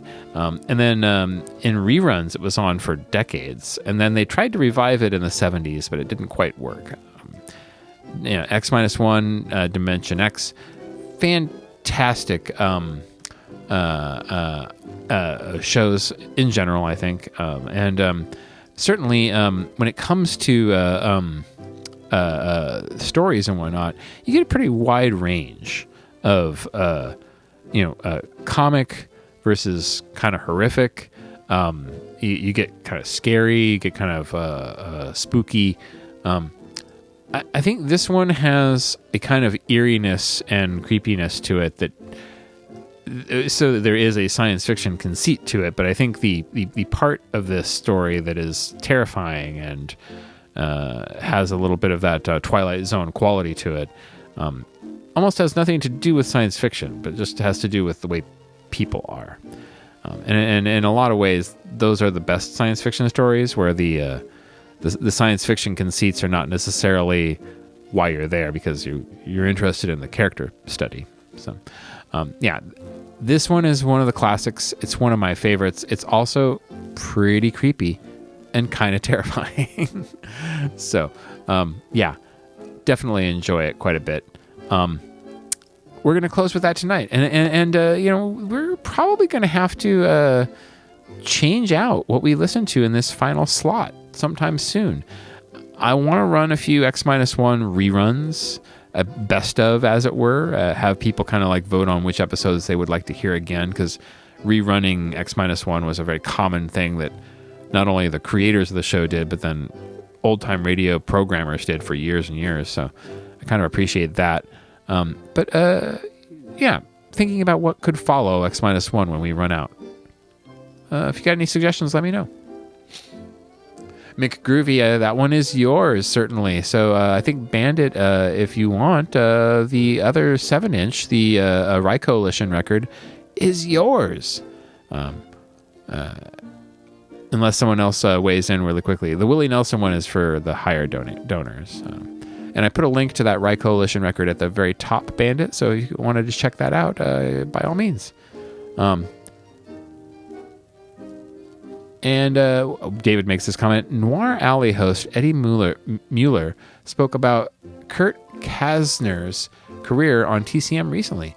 He played the original Pozo in Waiting for Godot and the original Max Detweiler in The Sound of Music and the original Victor Villacosa in Barefoot in the Park. Interesting. You know, I see those Eddie Mueller clips here and there, and man, I need to get TCM. I feel like I'm missing out, and that channel has what I want. Well, you know, it's always wonderful to be around y'all with Marathon and during the marathon time. Thanks for making all the donations. You guys are fantastic. So many great people spending money to help support WFMU and the things that we do here. It tickles the cockles of my heart.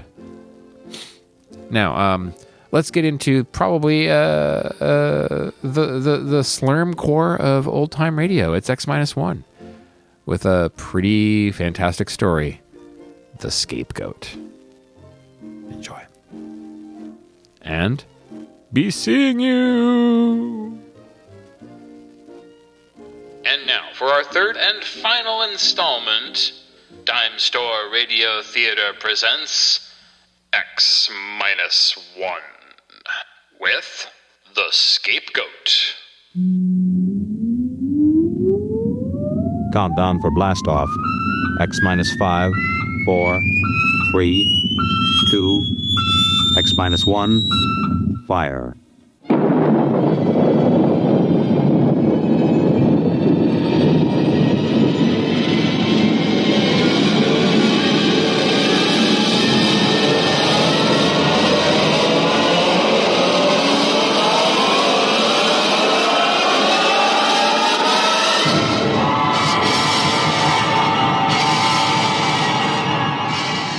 From the far horizons of the unknown come tales of new dimensions in time and space. These are stories of the future, adventures in which you'll live in a million, could be years, on 1,000 maybe worlds. The National Broadcasting Company, in cooperation with Galaxy's science fiction magazine, presents X-1.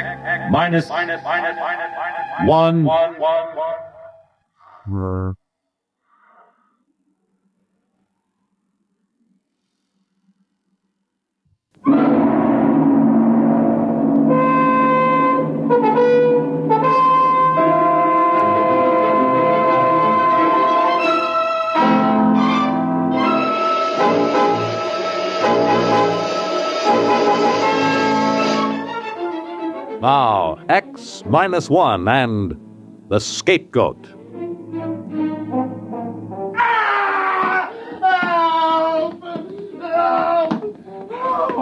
The old guy didn't have a chance. All he could do was shield his head with his limp arms and moan, while this other fellow, a husky young 6-footer, gave him a vicious, cold-blooded beating. Hey, cut it out! You, cut it out beating up an old man like that! I said cut it out! Now, let go of him. Well, what have you got to say for yourself before I belt you as hard as you hit the old man here? Well, hey, you wait! Wait, you no good hoodlum! Hey, you all right, Pop? Are you okay? What happened? Was he trying to rob you or something? Look, you'll be all right now. You'll be okay. Lucky I came along then. No cops anywhere. Okay, come on, old-timer. Up on your feet. You're going home with me. I suppose it seems callous to think of it, but this old man was just what I'd been looking for. A brutal assault and a helpless old man, and I was the hero, just what I needed. You see, I'd just come from a meeting with the city fathers and the commissioner of the police department. And old man Jones, my publisher, had promptly yanked the rug out from under me and chickened. I'd written the articles panning the city's handling of the juvenile delinquency problem because Jones had to be in his bonnet to be the mayor. Now, when the heat was on, he weaseled out. We had a few words, Jones and I quit. But now I had him, an eyewitness story, no cops anywhere, and a young bruiser beating up a defenseless old man. I figured I'd take him home, let my wife fix him up, keep him around the house until the story broke. Ed, what's the idea of... Ed! Take it easy, honey. It's all right. This old guy just needs some patching up, that's all. Come on, old-timer. Oh, but he looked awful. Who is he? What is blood and... Yeah, come on. Help me get him inside. He's cold. His wrist, it's cold? Yeah, shock, I think. Come on, in with him. All right, now, let him down on the chair. There you are, Pop. Were you in an accident? No, some hoodlum was beating him up. I chased him off. Oh, that's awful. Did you call the police? There weren't any police there. I'm going to crack this whole situation wide open with this story. Hey, Mom! Hey! Wow! Never mind. Go into the bathroom and bring out some towels. Ed, we'll need some bandages and... Yeah, we'd better get a blanket around him. A blanket? It's 90 degrees! It's the shock, son. Go ahead, Tommy. Okay, Mom. Ed, I think he's coming to now. He's opening his eyes. No, you're all right, old-timer. You're all right. Well, isn't this cozy? What's your name? Ash? Ash. And first name? That's it. Oh, then what's your last name? I don't know. All right, take it easy. What happened? Who was that hoodlum? Did you ever see him before? I don't remember. Well, why was he hitting you? I don't know. I don't remember. You missing any money? I'm not sure. Well, I suppose I scared him off before he could rob you. Yes. Oh, yes, you rescued me, didn't you? I'm really very grateful. Don't try to talk too much now. You'll feel better after you've had something to eat. Ed, we have nothing in the house. We were just going to have a salad. Well, salad's all right. Well, Ed, I think maybe we'd better get Mr. Ash to a hospital or to his house or something. Oh, look, Nana, I told you I want him Ed, here. Please, come inside. Well, what's the matter with you? Come inside. Okay. You just sit right here, Mr. Ash. I'll be right back. I just... Yes, I'll be all right now. Nan, what's the matter with you? Get rid of him. What? Get him out of here. But why? He gives me the willies. Oh, now, it's just the heat. Well, if you must know, he leered at me. Oh, Nan, he's an old man. He's just been beat up and in shock. Ed, please. No. I've got to keep him here. He's my proof. I'll write a story that'll rip the administration wide open, and Jones can't pull it out because I've got the proof right here, and I was the eyewitness. But, Ed... No. Please. He stays here, and that's all there is to it.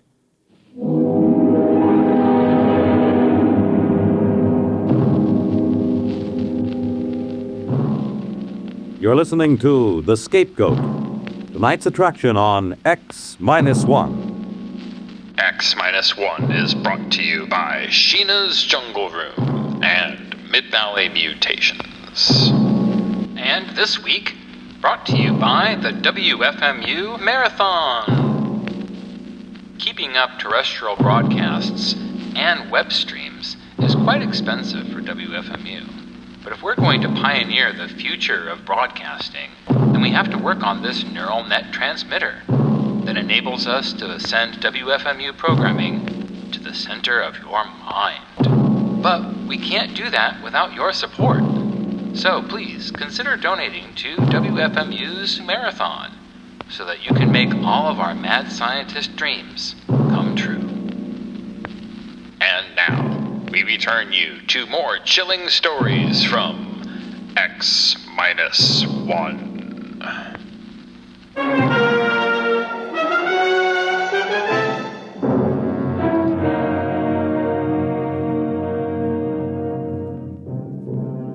Now back to X-1 and The Scapegoat. The old man seemed to recover pretty quickly. I suppose mostly because I'd gotten there in time. As a matter of fact, he began to talk, and he kept it up through the whole meal. And it was the craziest story you ever heard. He insisted he'd come from another world outside our solar system, where people existed in a kind of liquid state, bouncing about for the most part like large water-filled bladders. They were, however, capable of taking almost any shape their superior minds willed. They could flatten and drift about on the water, or they could inflate and rise in the air. As a matter of fact, they can even become facsimiles of other living things, taking on the shape and texture and coloration, a capability which adds greatly in their main function of traveling as missionaries of goodness among the peoples of the galaxy. Goodness, huh? Oh, yes. They're perfect. As perfect as angels. All right. I've had enough. I asked for it. And then, where are you going? Don't rush off. Well, I guess I know when I'm being kidded. Very funny, Mr. Ash. But I'm not kidding. Don't tell me that you're a missionary to Earth. Oh, no, I'm here because I was banished. Oh, sort of a fallen angel. Exactly. Look, Ash, it's too hot for games. If you don't want to explain what happened this afternoon, that's your privilege. But as you know, this story means a lot to me. And I did stick my neck out for you. One moment, my boy. Let me finish. You see, I'm a throwback. What? A throwback, an atavism. They tried to reform me, but there was something rather fundamental about me, something rather evil. And, of course, as a last resort, they put me into one of the machines, and they threw the switch. Oh, sure. They killed you. Look, I'm not in the mood for shaggy dog stories. They didn't kill me, exactly. It was sort of like water being scraped over the edge of a sharp rock. When I came to, I was drifting through space.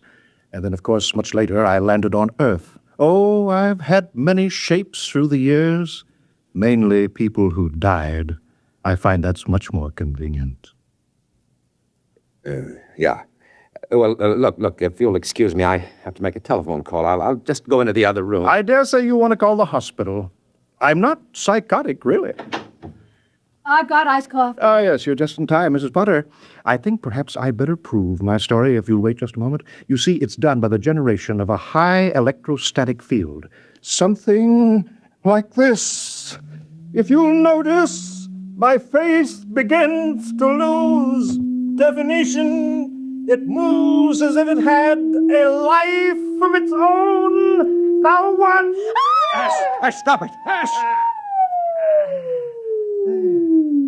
There. Well, that looks considerably younger, doesn't it? 30 years younger. 30 years just dropped away like... Listen, this story will set the whole country on its ear, with my byline on it. Oh, Ed, don't let him take you in. It's a trick. It's mass hypnotism or something. I saw it right here. So did you. I'll have an exclusive. Life will have to come to me for the story.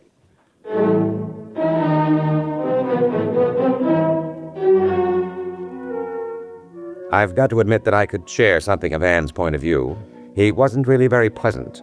As a matter of fact, he had what you call colossal gall. After supper, he came right down to cases. Naturally, if I'm to stay here and keep my identity secret until you can arrange for an exclusive story, I will need a little pocket money. How much? How much you got? Well, I don't know. I got about $22, and payday isn't until Thursday. Well, how about your bank account? Hey, now, wait a minute. Well, we'll see what we can arrange later. I am a little tired, though. I think it's about time to go to bed. I noticed a rather comfortable bed in here. Well, I'll see you all in the morning. Good night. And thank you again for rescuing me. Ed, that's our bedroom. I know. Well, you go right in there and tell him that he can't sleep. He locked the door. Oh, Ed, do something. All right. You get some sheets from the linen closet, and I'll make up the couch. Next day, I made careful inquiries, started to feel around for contacts on live at the AP, someplace to really break the story big. About 5 p.m, Jones, the publisher, called me into his office. Sit down, Ed. I've got some good news. Now, look, Mr. Jones, ever since you left me out on a limb at the mayor's... Oh, now, let's not worry about that, Ed. We've got something very interesting going for us now that changes everything. They've arrested a gang of kids for shoplifting. Well, one of them is Tommy, your son. What? Arrested Tommy? Wait, Ed, don't go off half-cocked. It's a break, don't you see? You can cover delinquency with the lid off now. You'll be riding as a parent in the same boat with other parents. Hey, wait a minute. Where are you going?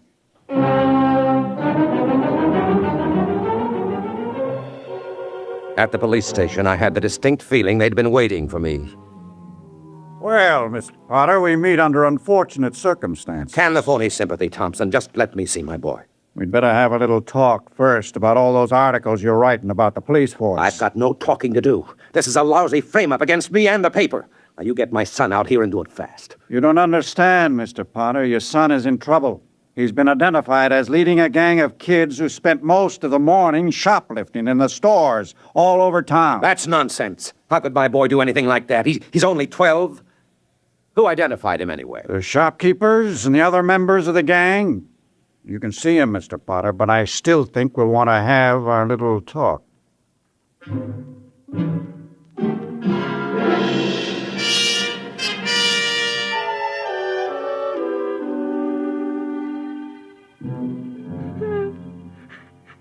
Son, what's this all about? It was Ash.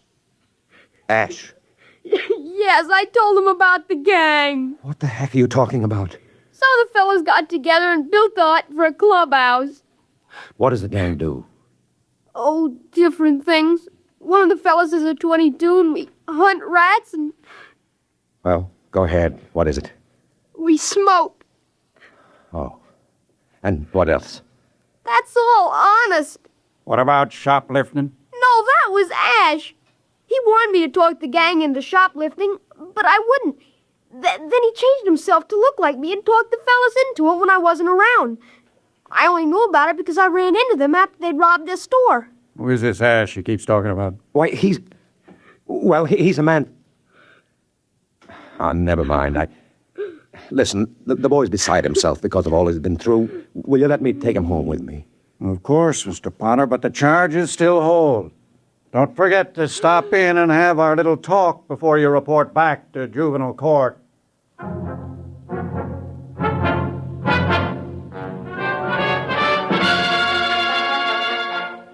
I called the house, and Ash answered the phone. I'm glad you called, Ed. I'm out of cash, you know. I need a small loan. Now listen to you. The police have picked up Tommy. He's been charged with the shoplifting you did today. Oh, now I'm sorry about that. You see, there's a certain cultural difference between you and me. I didn't understand. You're going to help me get him out, you hear? You're going to tell everybody the truth. Well, of course. Of course I will. Now listen, I'm coming home. Nan will be back from her mother's any minute. Don't you tell her about this, you hear? Well, of course I won't. I'll be waiting right here.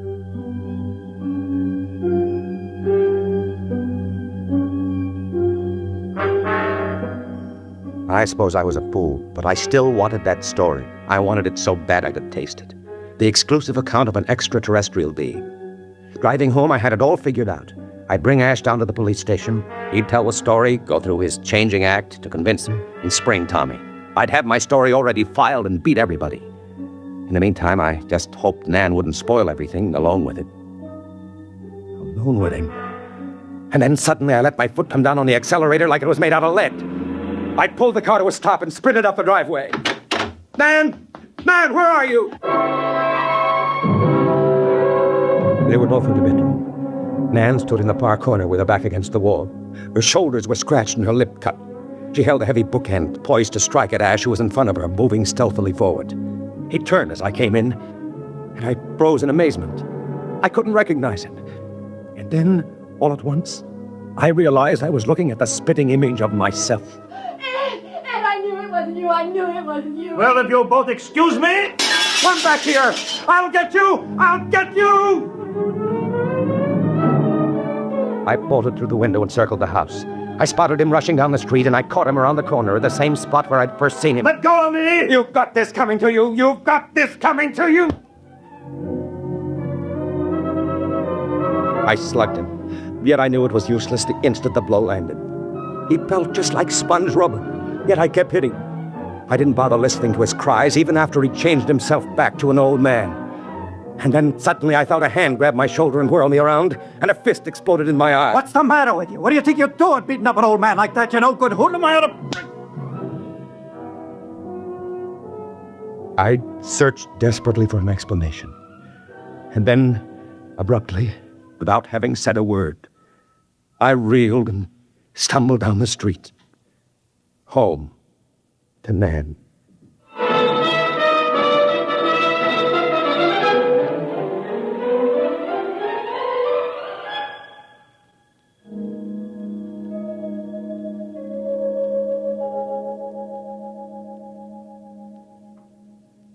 You have just heard X-1, presented by the National Broadcasting Company in cooperation with Galaxy Science Fiction Magazine, which this month features Shadow World by Clifford D. Simak.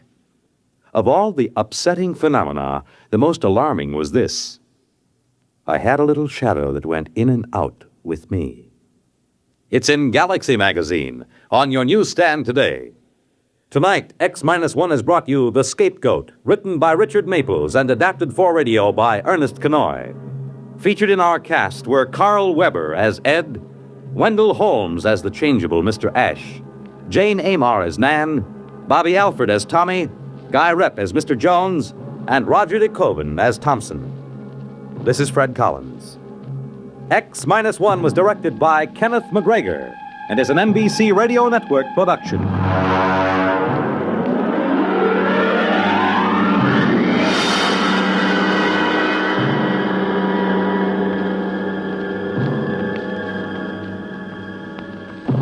You have been listening to Dimestore Radio Theater on Sheena's Jungle Room, brought to you by Mid-Valley Mutations. We hope that you will join us again next week. Until then, be seeing you.